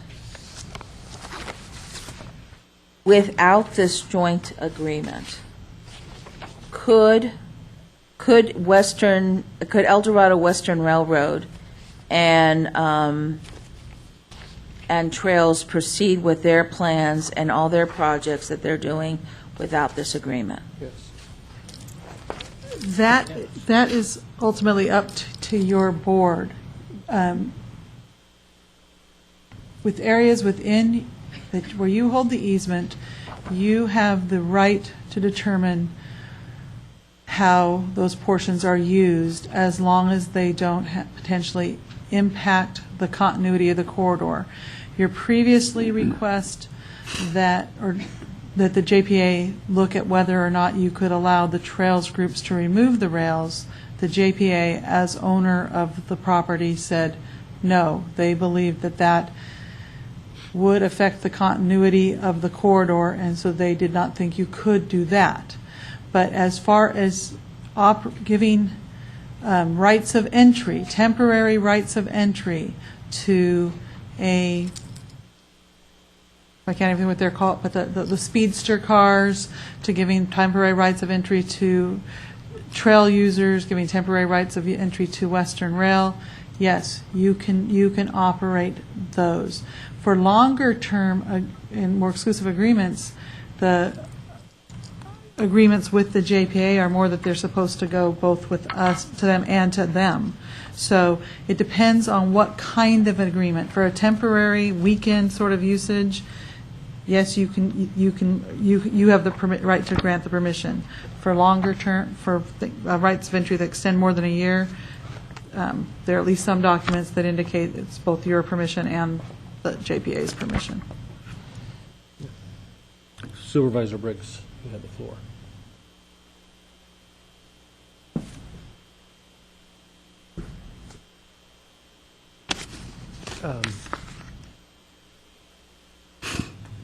Well,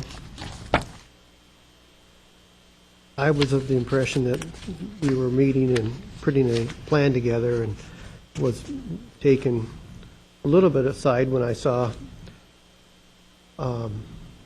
this agreement. did look back at what we motioned and what we said, and I'm not altogether sure that if my motion was interpreted to bring this item back, that certainly was my fault, then I should not have made such a motion. Mr. Chairman, I'd move that we reject this license. I'll second. And a couple of comments for seconding the motion. One is I cannot support a license agreement that involves El Dorado County that does not directly benefit El Dorado County, and I don't see this license agreement benefiting El Dorado County. I don't have a problem with another licensing agreement coming back with more specificity and more clarity, at some future date. I applaud Bill Robe bringing El Dorado Western and El Dorado Trail together, and I think that's where we need to focus our efforts, our discussion, and our energies into making that 8-mile stretch a success. So I'll second that motion. Supervisor Sweeney. Well, Mr. Chairman, we've been hassling over this for nearly 2 years now, and it seems like we've not suggested an alternative. No is not an answer, and it would seem best if we suggested an alternative. And I don't know. Well, see, I believe that the alternative was allowing the Western guys to do the museum portion, Missouri Flat to Shingle Springs. I thought that was the alternative to trains. They're not the Western guys. Well, I understand. That use is this board. They're under our county umbrella, so we don't need an agreement or an easement or anything. It's just direction to our staff whether they use it or not. Well, but for me, so you understand my thinking, that was a large concession on my part. Just from my perspective. I'll raise the question again about the relationship the county liability has to that usage. But I think more importantly, then maybe I'll try another motion. We'll have it on the record again. Supervisor Nutting, you've been unusually quiet. The JPA was created in 1996 for the acquisition of the entire corridor. Actually, 1991. 1991? Officially 1996? No, officially 1991. JPA was created in 91. I'm sorry, the acquisition. They bought did the acquisition. Right, 1996. Thank you, Chair. We've got not only people in the room witnessing this, we have folks that will be referring to this streamlined and in the future. The Rails to Trails Act, what is king on the corridor is future freight travel, heavy rail. No matter what the board does, all the jurisdictions in the interim, future heavy rail is the goal. What we're talking about is interim, which could be 1 day or 50 years. So I want to let the general public know what we're talking about is interim use. If it's a trail, if it's in the best interest of the United States of America and the state of California and the local jurisdictions, heavy rail comes back. What we're talking about is the short term, which we do not know how long, because economies change, technologies change, but the corridor was saved for future heavy rail. That's called the Rails to Trails Act. It allows it to have continuity, as you don't compromise the integrity of the cuts and fills and the ballast. So we need to keep this in perspective, what the long-term goal of Congress was and how the jurisdictions came together to keep the continuity. So, Jack, what do you have in mind? Because I'm open. Ron, I started fighting this fight in like 1987. So that's what, 3, 9, 10, 13, 23, 26 years ago?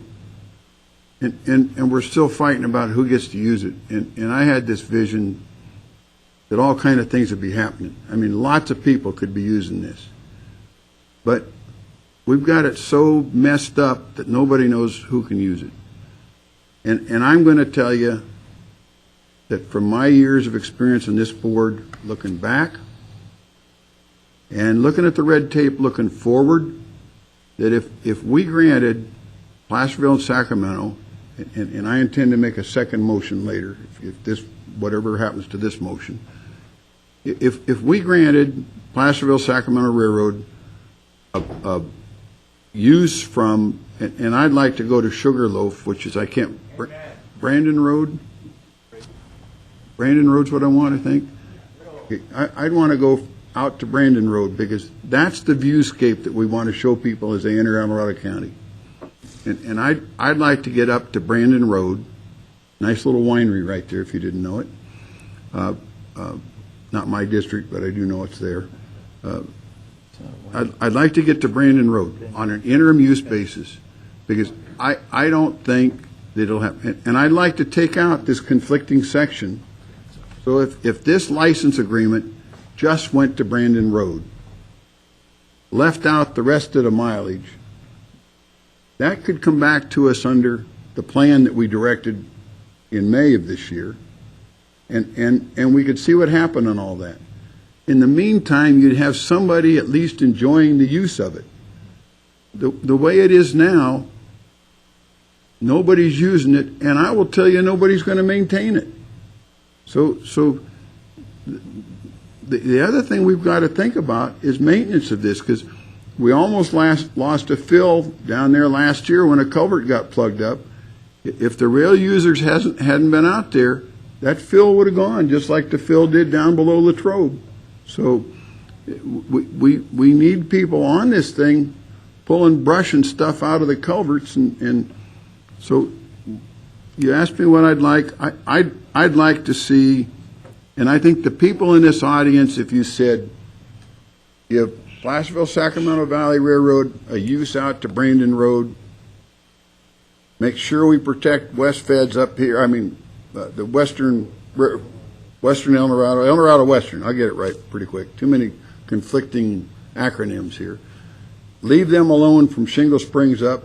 Leave the trail users to keep working on their plan. I think pretty soon we'll get someplace. We'll stop fighting for a while.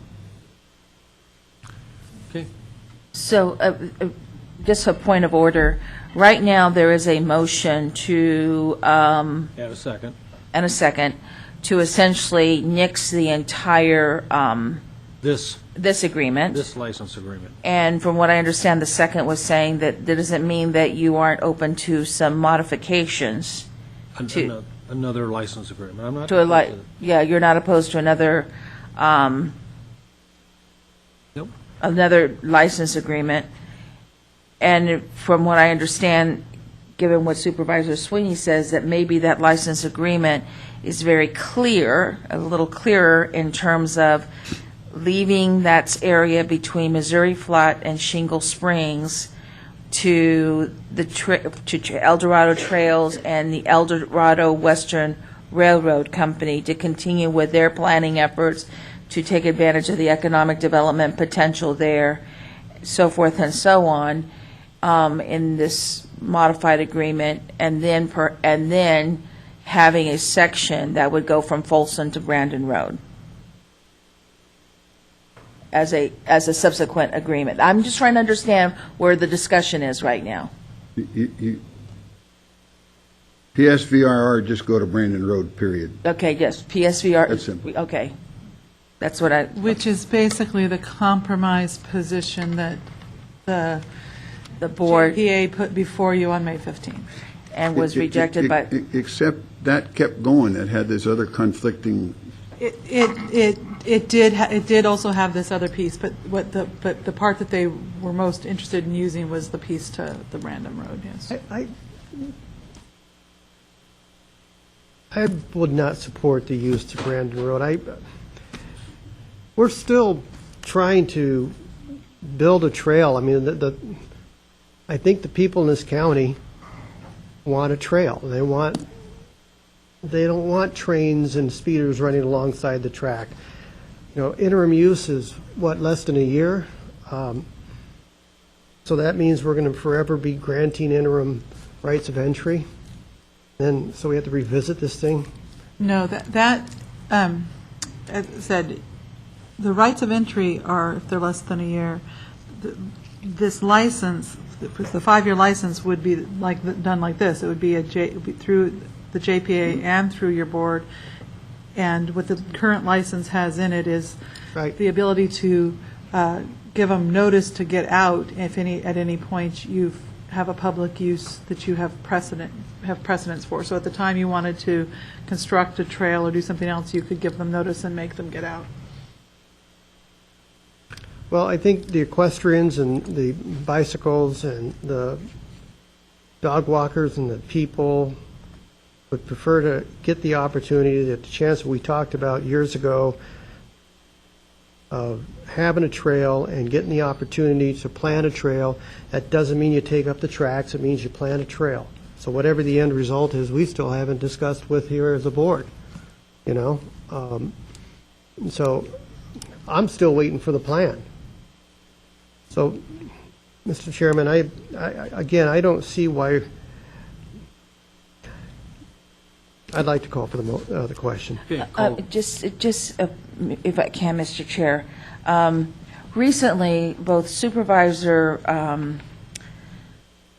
what is his name? Nutting. And, yes, Supervisor Nutting and I went on a study mission sponsored by the Dorado County Chamber of Commerce and the Folsom Chamber of Commerce. One of the highlights of that trip was an excursion ride from Santa Fe to this little place called Lamy. And guess what was next to that? I mean, it was an excursion train. We were laughing, we were singing, we were doing all kinds of things. And right next to it was a bike trail. And it worked beautifully. We ended up in a restaurant that was run, the only person that was paid was the chef. That restaurant was owned by the foundation, the local railroad foundation, and it was booming. And that was paying for the maintenance on that rail.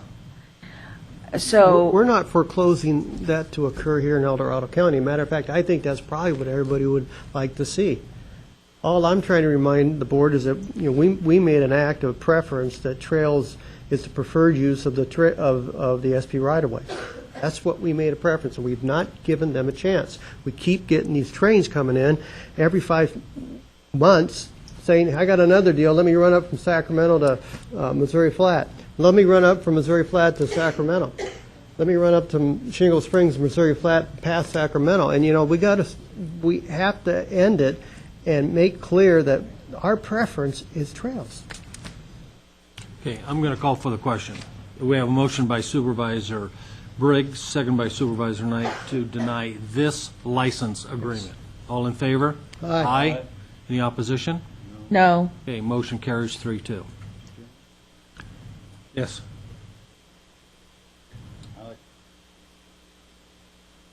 I'm going to move to propose to the JPA that we revise the license agreement to allow the Placerville-Sacramento Valley Railroad the use of the rail bed under the current agreement at similar terms from the county line to what road again?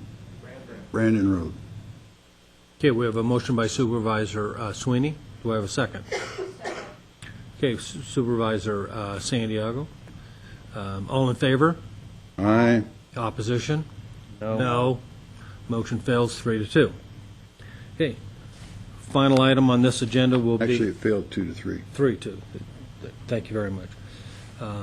Is an item that I put on to have the SPTC JPA place on the agenda a discussion for the possible action to dissolve the JPA in accordance with the terms of the Joint Powers Agreement dated October 8th, 1991.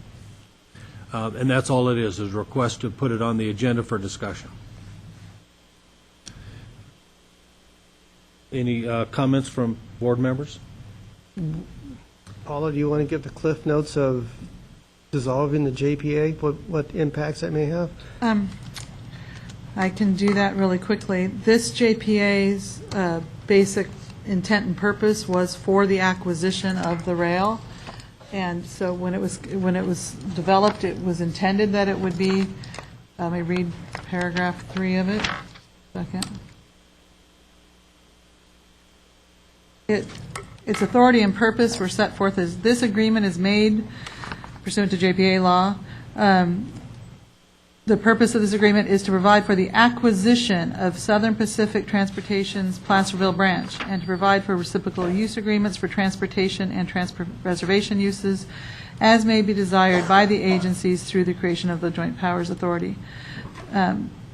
So it was designed, and all the stuff for it, if you look at its duties, it was to retain legal counsel, to secure liability and errors and omissions insurance, to develop a cost formula for the allocation for the acquisition costs, to determine the amount of startup and ongoing funding, to approve everything. So it seemed to have been intended to have been a JPA of limited duration for the purposes of doing the purchase. I want to thank you for reading paragraph 3 of the JPA. 3 of the itself. JPA. Right. Could you also read paragraph 5? Paragraph 5, that's,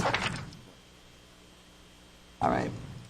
Actually, I can read it because I have it right here. Yeah, I've got it right here, too. I was going to flip forward to what it won't do to dissolve it. Paragraph 5 talks about term and termination. The agreement shall be in effect as of the date first started and remain in force and effect until all the purposes stated in paragraph 3 are fully accomplished, unless it's terminated sooner by unanimous agreement. So if it's determined that all of its purposes have been accomplished, it can be dissolved. The question is what happens once it is dissolved, because what the understanding is, my understanding has been people want to dissolve it because then the land comes back to the member entities, and then are you free to do whatever you want? The land would indeed come back to you, but you would not be free to do whatever you want. It's subject to the terms and conditions of the original. When you Trails and Rails Act. I've read it. Excuse me. When you got your JPA together to buy the land from Southern Pacific, yes, you had to do it in all the ways that were consistent with the Rails to Trails Act and enter in with the Interstate Commerce Commission and the STB to get what they call a NITU. See, that's why which I can't remember what that acronym stands for again now either. Something for the temporary use. So what you got, but when you purchased it as the JPA, you then granted easements to each member entity. And in your easement agreement, you agreed that you would continue to operate it in a way that would be consistent with Rails to Trails and would not in any way affect the continuity of the corridor and would not affect the reciprocal use rights of your fellow JPA members and your fellow easement holders. So if you were to disband the reciprocal use and funding agreements say in section 7C, in the event the SPTC JPA is dissolved for any reason, SPTC JPA shall quit claim to each member agency all of its rights, titles, and interests in its allocated portion. So yes, you would get your land back. But here's the important part. The quit claim deed shall contain restrictions on the use of the rail corridor conveyed thereby and shall be in the form of Exhibit D attached hereto and incorporated herein. So if it dissolves, you get the land. You get the land subject to a quit claim deed, which you already agreed to the terms of. And the terms of it include, in section 1 of the quitclaim deed that you signed back then, restrictive covenants.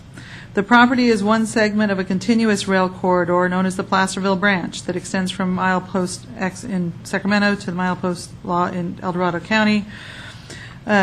Some portions of this rail corridor may be subject to reversionary rights if portions of the property cease to be used for transportation purposes and/or are used for purposes inconsistent with, here's what NITU stands for, Notice of Interim Trail Use, issued by the Interstate Commerce Commission or the Surface Transportation Board. So therefore, grantee shall not use, this is if you get it back, nor permit the use of the property in a manner which could cause the vesting of such reversionary rights or could otherwise threaten the continuity of the rail corridor.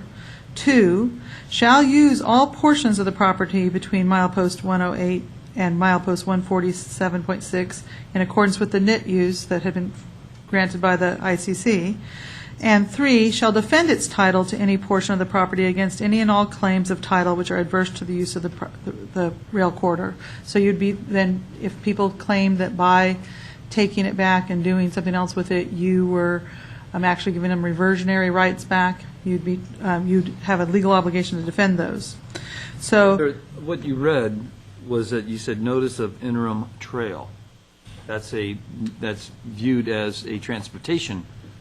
That is the. Obviously, people aren't going to walk to Sacramento. That is It's not transportation. That's exercise and recreation. Well, that's the title of all of these. At the time that that Congress adopted the Rails to Trails Act in 1983, they've been challenged many times that this was a sham, but they stated that the reason it wasn't a immediate reversion was the fact that they're maintaining it for long-term freight use, like you said, and that in the interim they're using it as a transportation use. And the nature trails are a transportation use. I think I can get to the short version of this. Back to the Cliff Notes. This is only requesting the JPA to put it on the agenda for discussion and consideration. There's going to be legal review over what the reversion is and how it happens and who gets what, and all that's going to fall into place. And each jurisdiction is going to have to make their own decision. I'm not asking for a decision today to dissolve the JPA. That's not my request. My request is only to put it on the JPA agenda for discussion and consideration. I understand that, Supervisor Knight. I believe that the board members, in order to be able to make an intelligent decision about whether they want to request that, need to at least understand the minimums about it. So, yes, the JPA was set up to be one of limited duration. Yes, you could argue that its purposes and intents have gone away so that a dissolution is appropriate. But yes, you should be aware that dissolution does not withdraw the same restrictions on use of the corridor and does not change the interrelationship between the four parties, the right to the reciprocal uses and reviewing each other's uses. Whether the JPA exists or not, you will still be having to coordinate with Folsom, Sacramento, and the Transit District over the use of this Placerville branch. Any other questions for staff?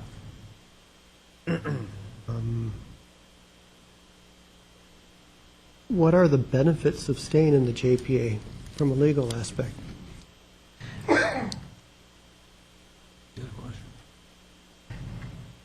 It gives a location for those coordination efforts to occur. It gives somebody with some degree of expertise who stays on it. Whether or not that's worth the $30,000 a year that you contribute is really a policy call up to you. But the reason I believe that no one has dissolved them in the past, tried to dissolve it in the past, has been that there's been seen to be a benefit to having a set organization that reviews these requests as they come in. There's people to deal with the requests for licenses for the, because it said if this, for example, if this request that you had before you in its original configuration, the one to go from Folsom to Latrobe, a license had come in before, there would not have been an organization clearly set up to deal with how you would, that we and Folsom would both review a contract that crossed the county lines. Except we have a Folsom El Dorado JPA. which is a discussion group, not a legally Yes, as I say, binding group. it does not, that JPA does not have the same, Standing, legal standing. yes. Thank you. Okay, any other questions for staff? Okay, I'll open up the public for comment to the letter only. If we're speaking about Chris Payne, Diamond Springs, El Dorado County Historical Society, if we're speaking to your comment, if you're speaking about this item specifically, the letter, I would say don't send the letter. Not enough is known at this time to send the letter. I think it's confusing, and I think it's not in the best interest of El Dorado County. You have 3 other members that you have to have a dialogue with so that the context is properly transmitted. If you do send the letter, I believe then you're going to have confusion. I believe what we've tried to accomplish today was try to lessen the confusion. There is no Cliff Notes version to this. The complexity of these documents, so let me just state them for the record. It's the original JPA agreement that you entered into with 3 other parties. It's the reciprocal use and funding agreement that you signed. It's the purchase and sale agreement that you signed. It's the easement agreement. It's the quitclaim agreement, which is for uncertainty of SPT, Southern Pacific Railroad, to any issues that are not yet defined. All of this stuff, including the grant deeds, all of these documents need to be looked at completely in its entirety. And once you're certain of its entirety, then go forward with the action of the Board of Supervisors to do whatever you want to do. But you don't know enough information, and it just confuses the issue. Now the question of the money. You only had to put up for 28 miles $2.9 million of 14. There was 53 miles. Figure it out. It's over. You got over half the property, and you only spent a little less than $3 million. This was public money. There's a condition, as we as the taxpayer have you go out and spend our money, then we want to know that we're getting something for it, because that's the way it is. In this particular case, I believe that some of the dialogue today, I'm totally impressed and I'm on a very positive perspective. But some of it, still, that feeling of negativism, and I can't take that. So if you want to talk about this, have a meeting. I'll come. Give me more time than 5 minutes, and I'll tell you why this JPA is important and why you have other joint powers of authority with also importance of it. It's a condition that, as a government, that we expect. Now, we want to get the best for our money, no doubt. $30,000 to me, it seems like a lot of money, but guess what? I believe on the question of risk that this is what you have to pay, because this creates some certainty and it creates the mechanism for going forward. I'm sorry if I sound like I'm speaking to you in an awkward or unfair way, but I just can't believe that we're even sending this letter. Thank you very much. Thank you, Chris. Anybody else wish to speak to this item? I'm Lindell Price, and I just have a question for clarity. In the discussion, I've heard discussion of El Dorado County and the city of Folsom, and I've been under the impression that there's a portion of the corridor that goes through Sacramento County. That's correct. In between those two. Mhm. Okay, thank you. Anybody else wishing to make a comment to this letter?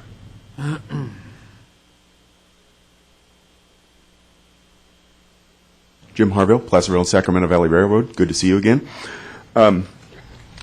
I'd like to speak specifically to the $30,000 investment, which is your share of maintaining this JPA. We're talking specifically about the letter. Yes, and that letter affects the amount of money that you pay if this were to be dissolved in order to save that $30,000. You get probably $50,000 or more of maintenance on that corridor every year through volunteer labor. So I would just say that sounds like a pretty good deal to me. Thank you. Thank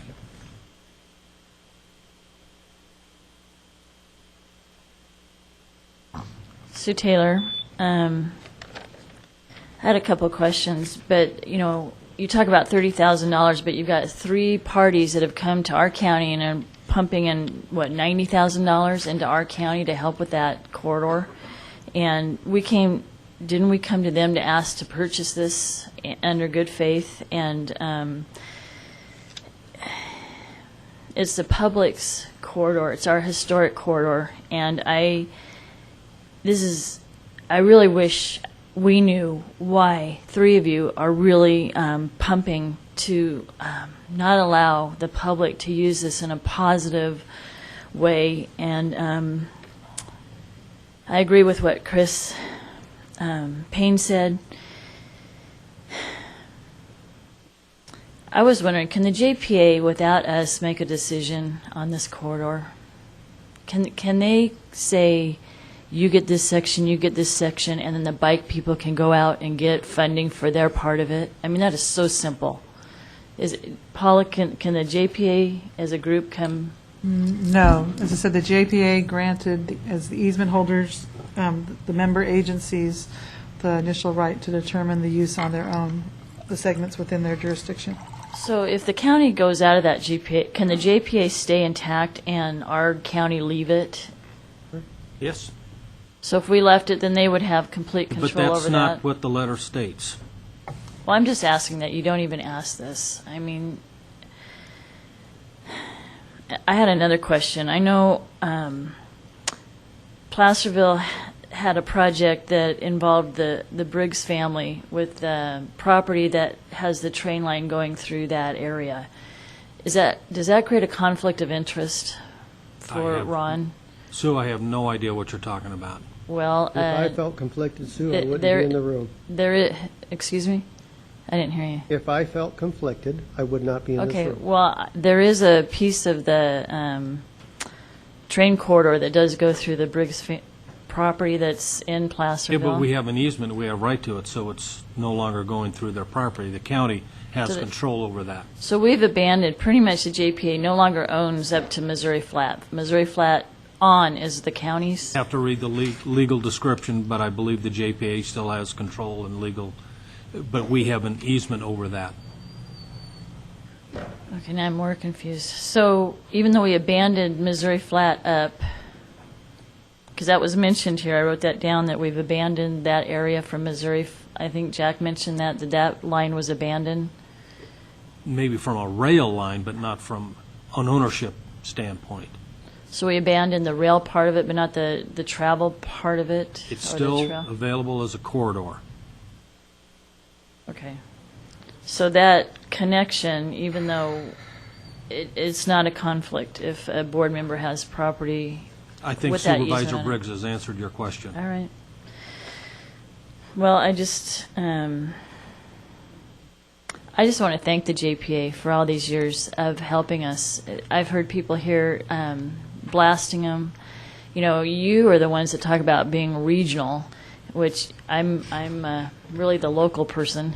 But, you know, this time I really appreciate that they have helped us with this connection. And I wish we really could have moved forward with it in a real positive way that could have benefited the county. But I guess we need a different group to be able to do that. Thank you. Anybody else wishing to speak to this letter? Carl Drake, Pleasant Valley. I commend you for taking a positive route on this. I believe in small government. I believe in fiscal prudence. And I believe in local control. And I think the way to do that is start this dialogue with the JPA, to start dissolving it. As the CEO mentioned, it should have been done years ago. It served a great purpose, and I commend Supervisor Sweeney for the work he did in getting the corridor into public use. Thank you. Thank you, Carl.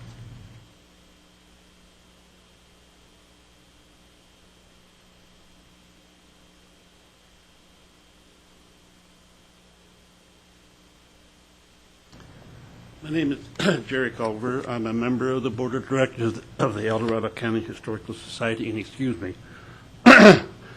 I hate to do it, but I have to agree with Chris in that I don't think it's the proper time or information to be able to send that letter. I don't know whether you realize, but in that grant deed, that when you got from the JPA, you had mineral rights that went with the land. You had a fiber optic easement down through the land. And more important, you have rail banking within that stretch of line. And rail banking says SP holds the rights at any point with a 90-day notice to start hauling freight over that rail. And I just think that county council should go through those documents and advise you before you send the letter. I know, I didn't see it. What the consequences may be, and they may not be. If you're only trying to save $30,000, this is not the way to do it. I think you should get all the information and then send your letter. Thank you. Anybody else wishing to make a comment on the letter?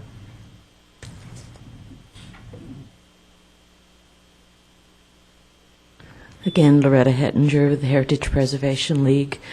I'm speaking not now from my position as a person who loves history, but as a person who wants to see everybody get along and work out issues.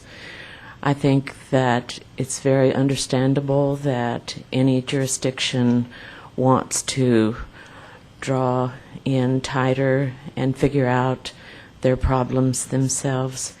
But I don't think that there is any way that Placerville and Sacramento can be isolationist any longer, any more than our nation's economy can be separate from the world's economies. And whatever vehicles there are for communication and cooperation among entities ought to be nurtured and not destroyed. And the reason I say this is that I think it's in the interest of every citizen of this county and of every citizen of the adjacent jurisdictions to figure out ways to work together. Mr. Briggs is very vocal about his support of the trail systems.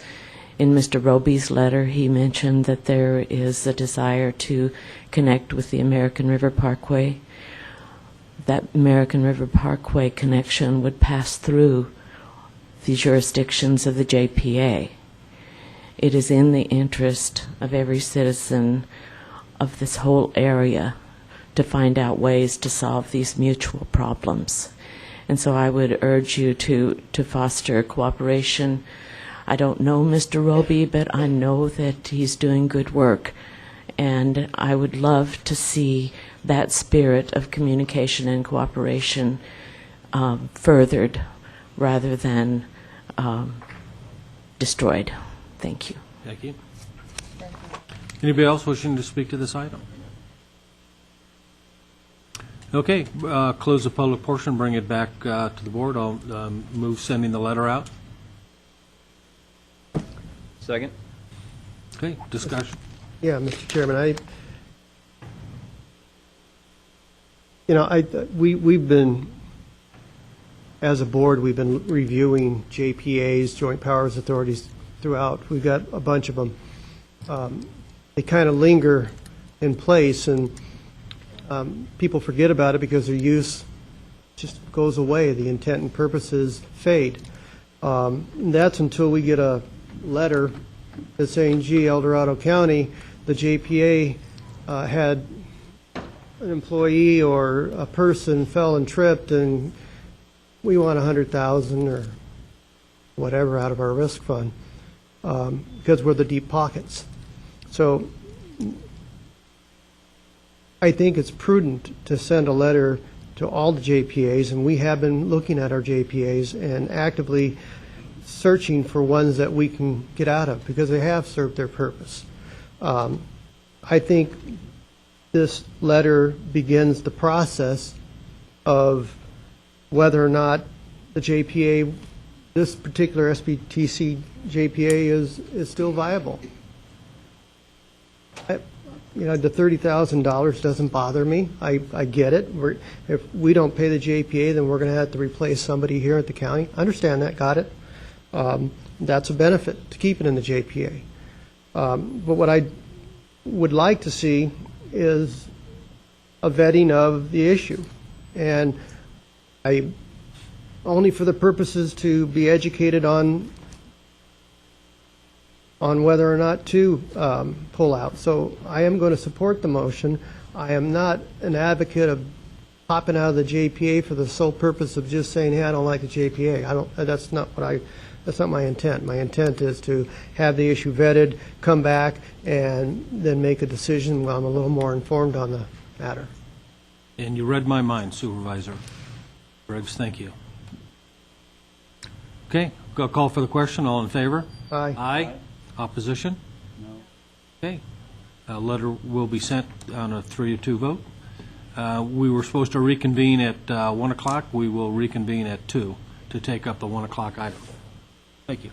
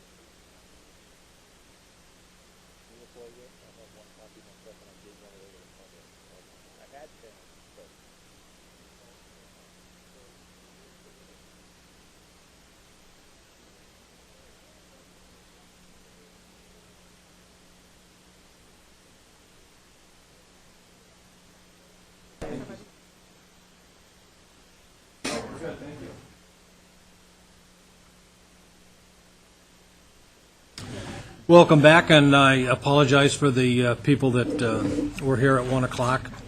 We went a little bit over in our morning session, and this board gets very grumpy and surly and unmanageable when they don't at least have lunch. So, Madam Clerk, I think that leads us to item number 3. Could you please read that for the record?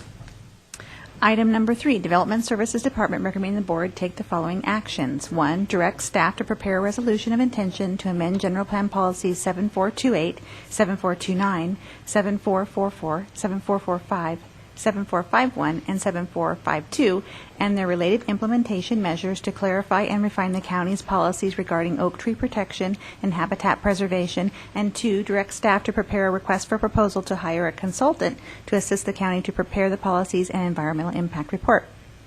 Okay, staff report, Roger Trout. Good afternoon. Roger Trout, Development Services Director. I wrote a short memo, at least I tried to keep it short, with some options available to tackle the Oak Woodland Management Plan question, what to do after we rescinded the Oak Woodland Management Plan earlier this month.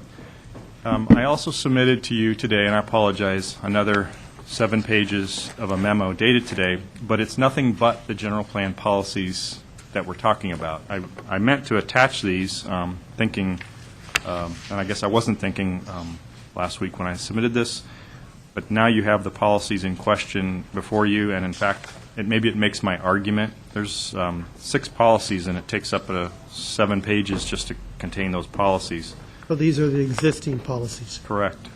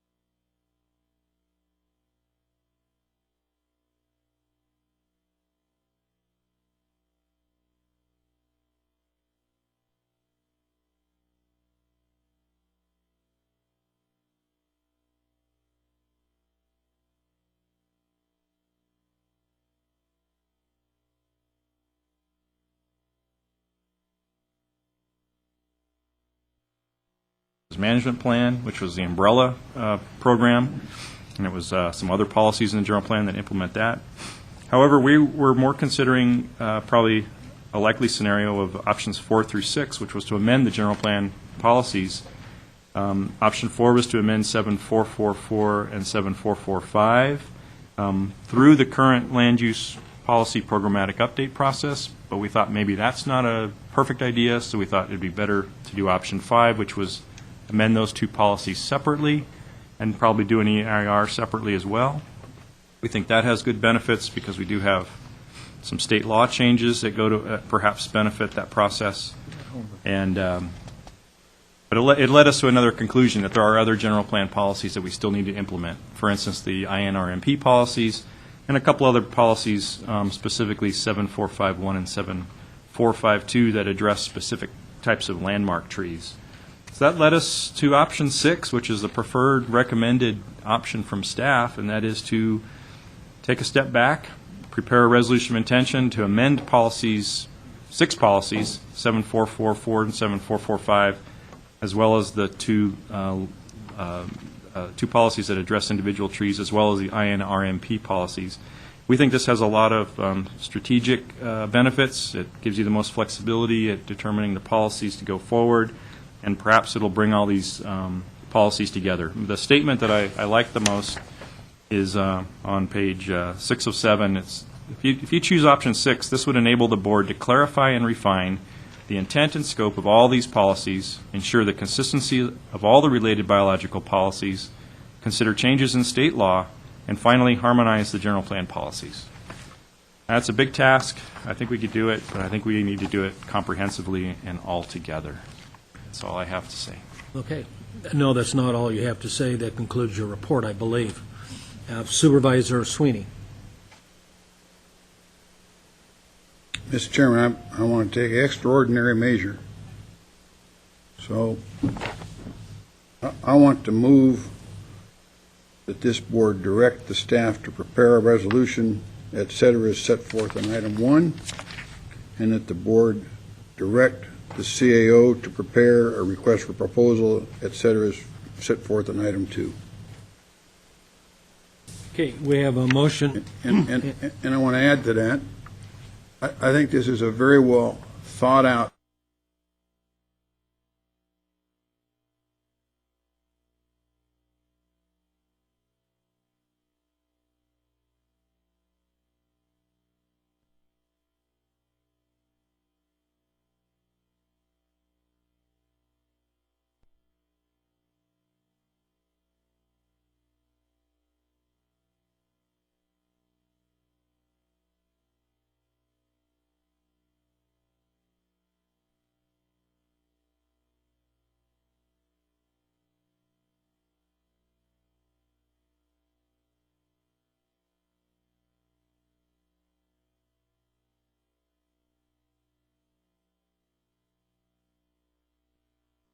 Public wish to make any comments?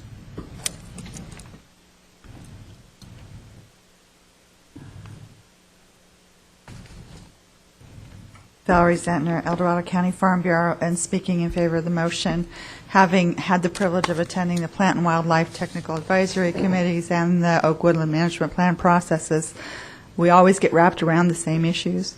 So I think a comprehensive review and amendment is really in order, and I appreciate the recommendation. Thank you. Thank you, Valerie. Any other public input or comment? Okay, seeing no one, I'll bring it back to the board. I'd like to also commend staff, both legal and the developmental services staff. When I came on the Planning Commission in 2004, this was front and center for lengthy discussion and input, and I think Supervisor Sweeney said it succinctly from the standpoint of reading staff report and the memos. We will take care of a lot of issues, clarify a lot of things, and bring things into focus, because not all oaks are the same. And we have different issues and different problems at different elevations. So again, I would agree with the comments made that this is a worthwhile endeavor to get it completed to a focal point. Supervisor Santiago. Roger, my question, obviously I said in the motion, I'm all sway cha-cha. But what are you thinking about your timing on all this in terms of being able to, prepare the RFP and start this process? What are you, you got a lot on your plate. The timing is a challenge. We'll try to do this as quickly as we can, but this is, policy development, an EIR process. This is likely a year, time frame plus or minus. Not to the RFP, but to the end of the. Well, I'm sorry. But when would you anticipate that you would be able to get an RFP out? Probably 60.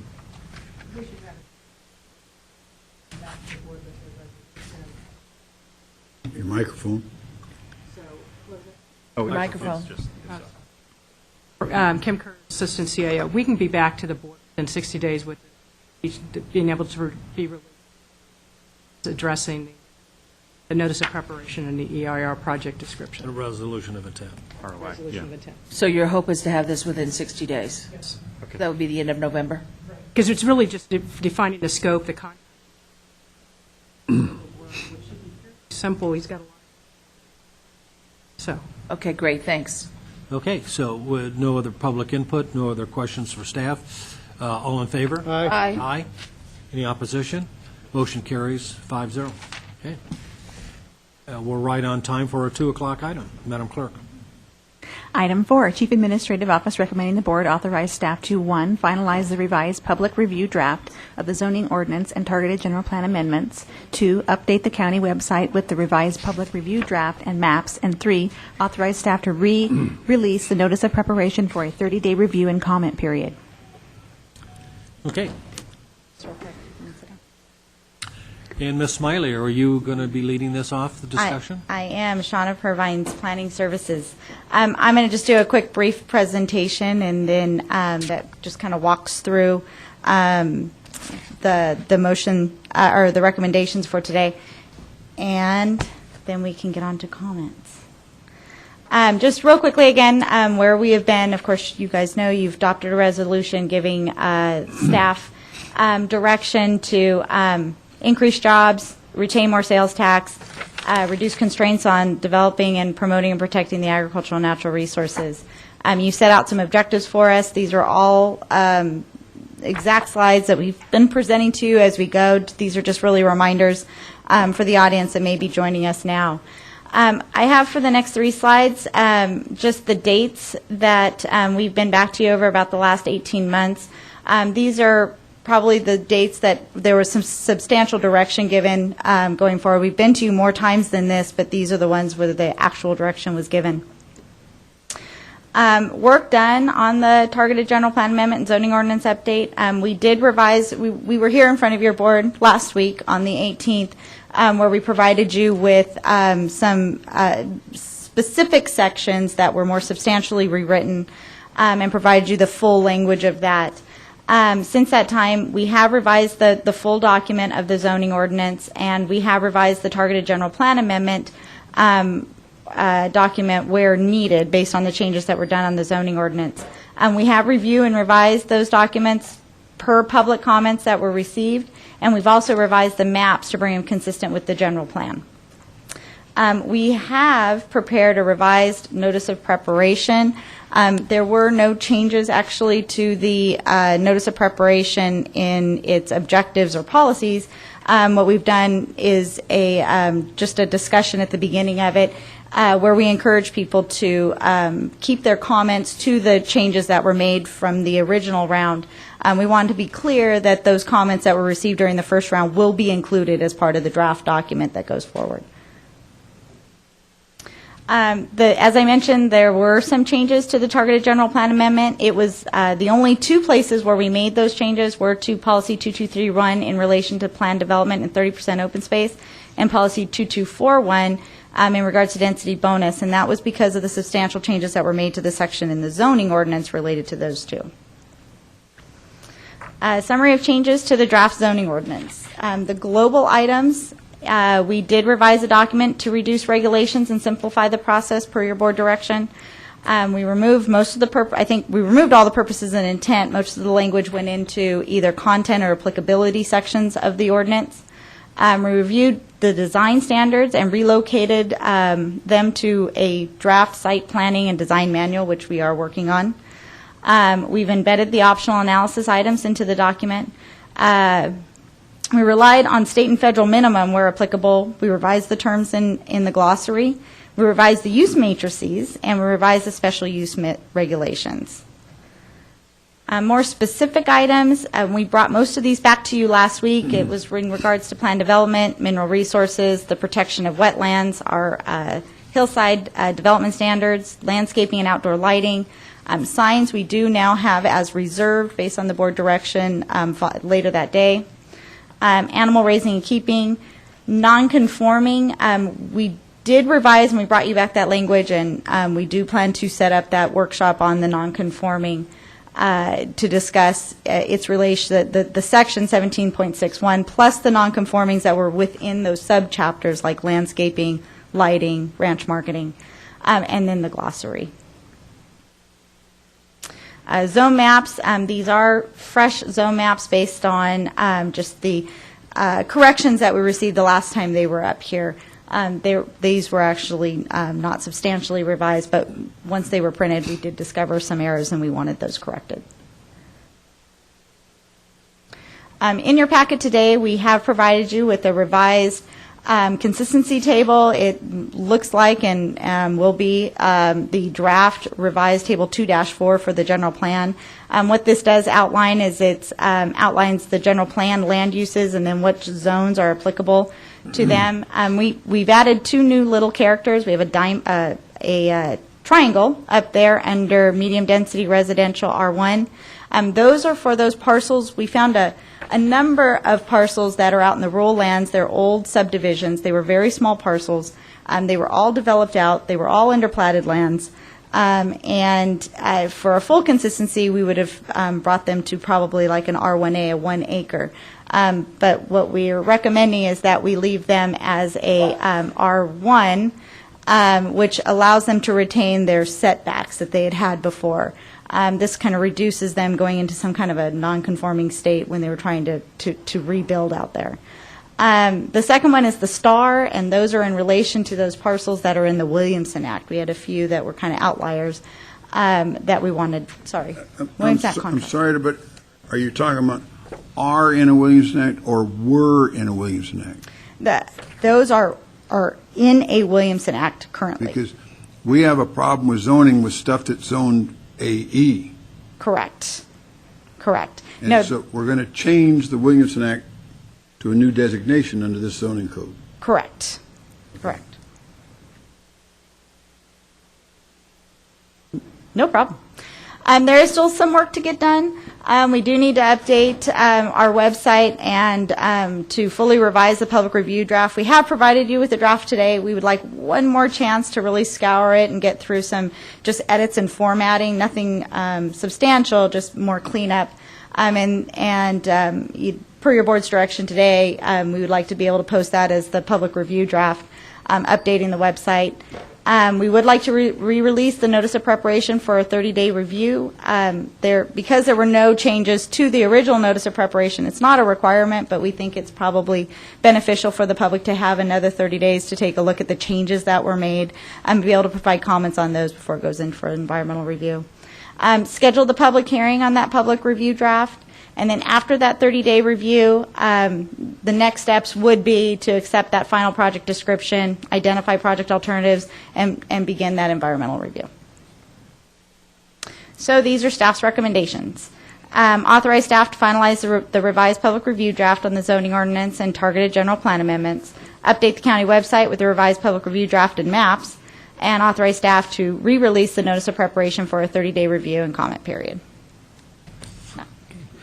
Does that end That your ends my report, Sean? Thank you. Okay. Ooh. Minor amendment. Yep, we can do that. Go ahead.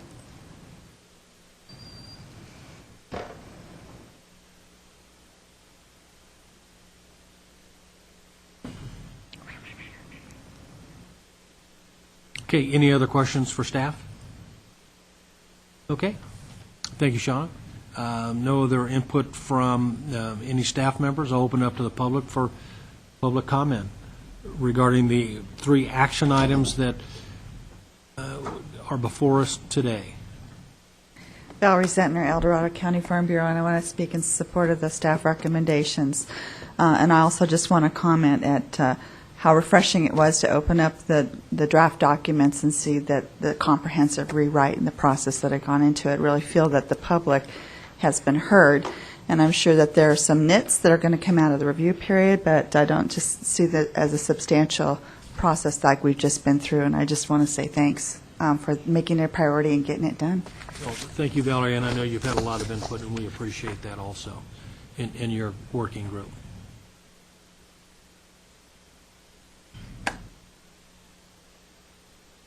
Good afternoon, Mr. Chairman. Michael Rinaldi from Lotus.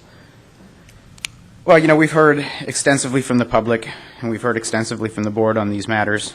I believe that we have demonstrated a model for how thoughtful consideration can be brought to bear on some very complex items. I think the board should be very proud of their leadership that you've shown in this project. It's taken quite a bit of effort and quite a few years just to get to this point. The public should be very satisfied in the process that has been used, and I hope that comes through to the board. And I'm really proud of staff. I think they've done a really, really good job of both factoring in what they've heard from the board, factoring in the public, and again dealing with some very complex issues that have confounded us for quite a few years. So I hope you'll follow the staff's recommendation today and release this to the public. Thank you. Thank you very much, Mike. I also appreciate your input. Anybody else from the public?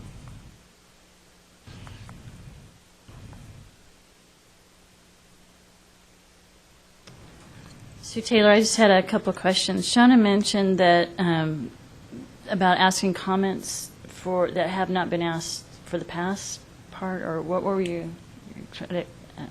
What we can and can't. You didn't want to ask for the same comments of past information. We just want, Shauna provides planning services. We wanted to stress that if you've already submitted comments that you didn't need to feel that you needed to resubmit them again, that they would be included and attached to the draft EIR. But so we're encouraging people to keep their comments to the changes that were made. Okay, because I was confused, because when we were going through the process, we were told that those initial comments they don't even have to include them. So all those comments that have been made in the past through this whole process, those are all included in the draft EIR? The comments that were received during the first round of the notice of preparation will be attached to the draft EIR. So just the last 30 days, from which time period, I guess? Actually, it's when we released the notice of preparation back in July, right? No, mid-May. Mid-May through June. So once we released that notice of preparation, there were comments we captured. Those will be the ones that we've actually captured everything. Okay. And so what we're saying is really focus on the items that have changed and give us any new comments. If you feel the need to comment, that's fine, but we need to look at the changes first. Okay, but you, even before you're saying the cutoff, you captured everything. All the comments are there.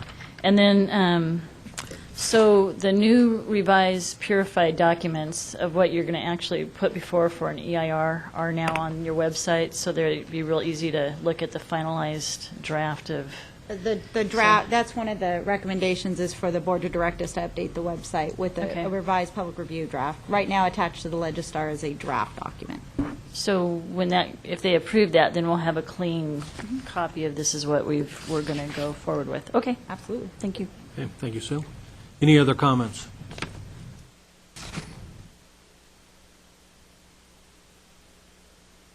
Linnea Marenko. I live in El Dorado County in Cool.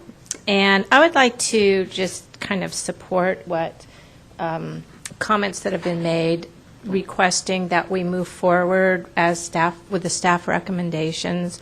I've had a chance since Friday to review the draft that has been submitted to you. I've just been glancing through it, and I'm in heaven with the changes as they're recommended. I think that there's been a tremendous amount of work done to those the current draft, even over what was drafted in May. I kind of went through and looked at the changes that who I'm concerned a lot about rural commerce. I'm just very, very pleased with the changes, and I think overall the picture that we create for El Dorado County is really wonderful. I think we're creating a lot of opportunities that have been taken away from us as property owners over the year by regulations.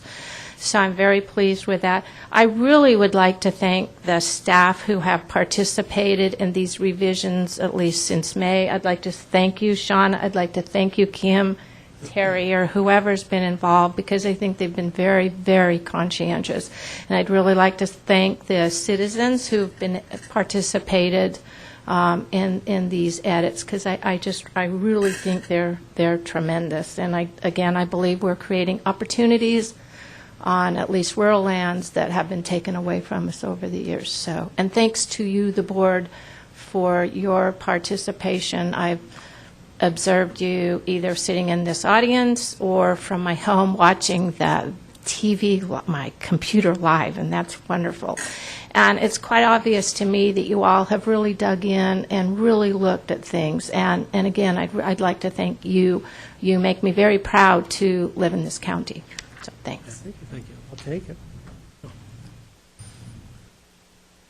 Anybody else wishing to make a comment on the three action items that are being put before the board this afternoon? Okay. See no one, I'll bring it back to the board. Shauna, just Supervisor Sweeney, go ahead. Two comments I want to make, because one got 100 less pages. It's 100 less pages. So that's really good work. The public wants less, not more, so we're trying. The other thing is there's two versions online. There's what they call track changes, I call interlineated with the whatever, and there's also the track changes are 7D2 and the interlineated, or the revised by itself, a clean one is 7D1 in our system, so people will know that. And if you're interested, I'd move the staff recommendation. Second. Okay, we have a motion by Supervisor Sweeney, second by Supervisor Briggs. Just what I received this morning, which is now Title 17, this is everything that I can begin my review. Again, I can throw everything else away. Everything's been incorporated in this. Okay. Well, I want you to lift this. Just feel the difference. I just want you to feel the difference. Yeah, but you're going to end up being a weakling. Oh, yeah. Okay, we have a motion by Supervisor Sweeney, second by Supervisor Briggs. Any discussion of the motion of the staff's recommendation of the three items? Hearing none, all in favor? Aye. Aye. Any opposition? None. Motion passes 5-0. Good job. But now we have to sit here for the next hour and a half. What are we going to do? Good luck. Have fun. I believe that concludes We're done, right? today. Finished. Yeah, okay. Thank you. Thank you. Thank you very much.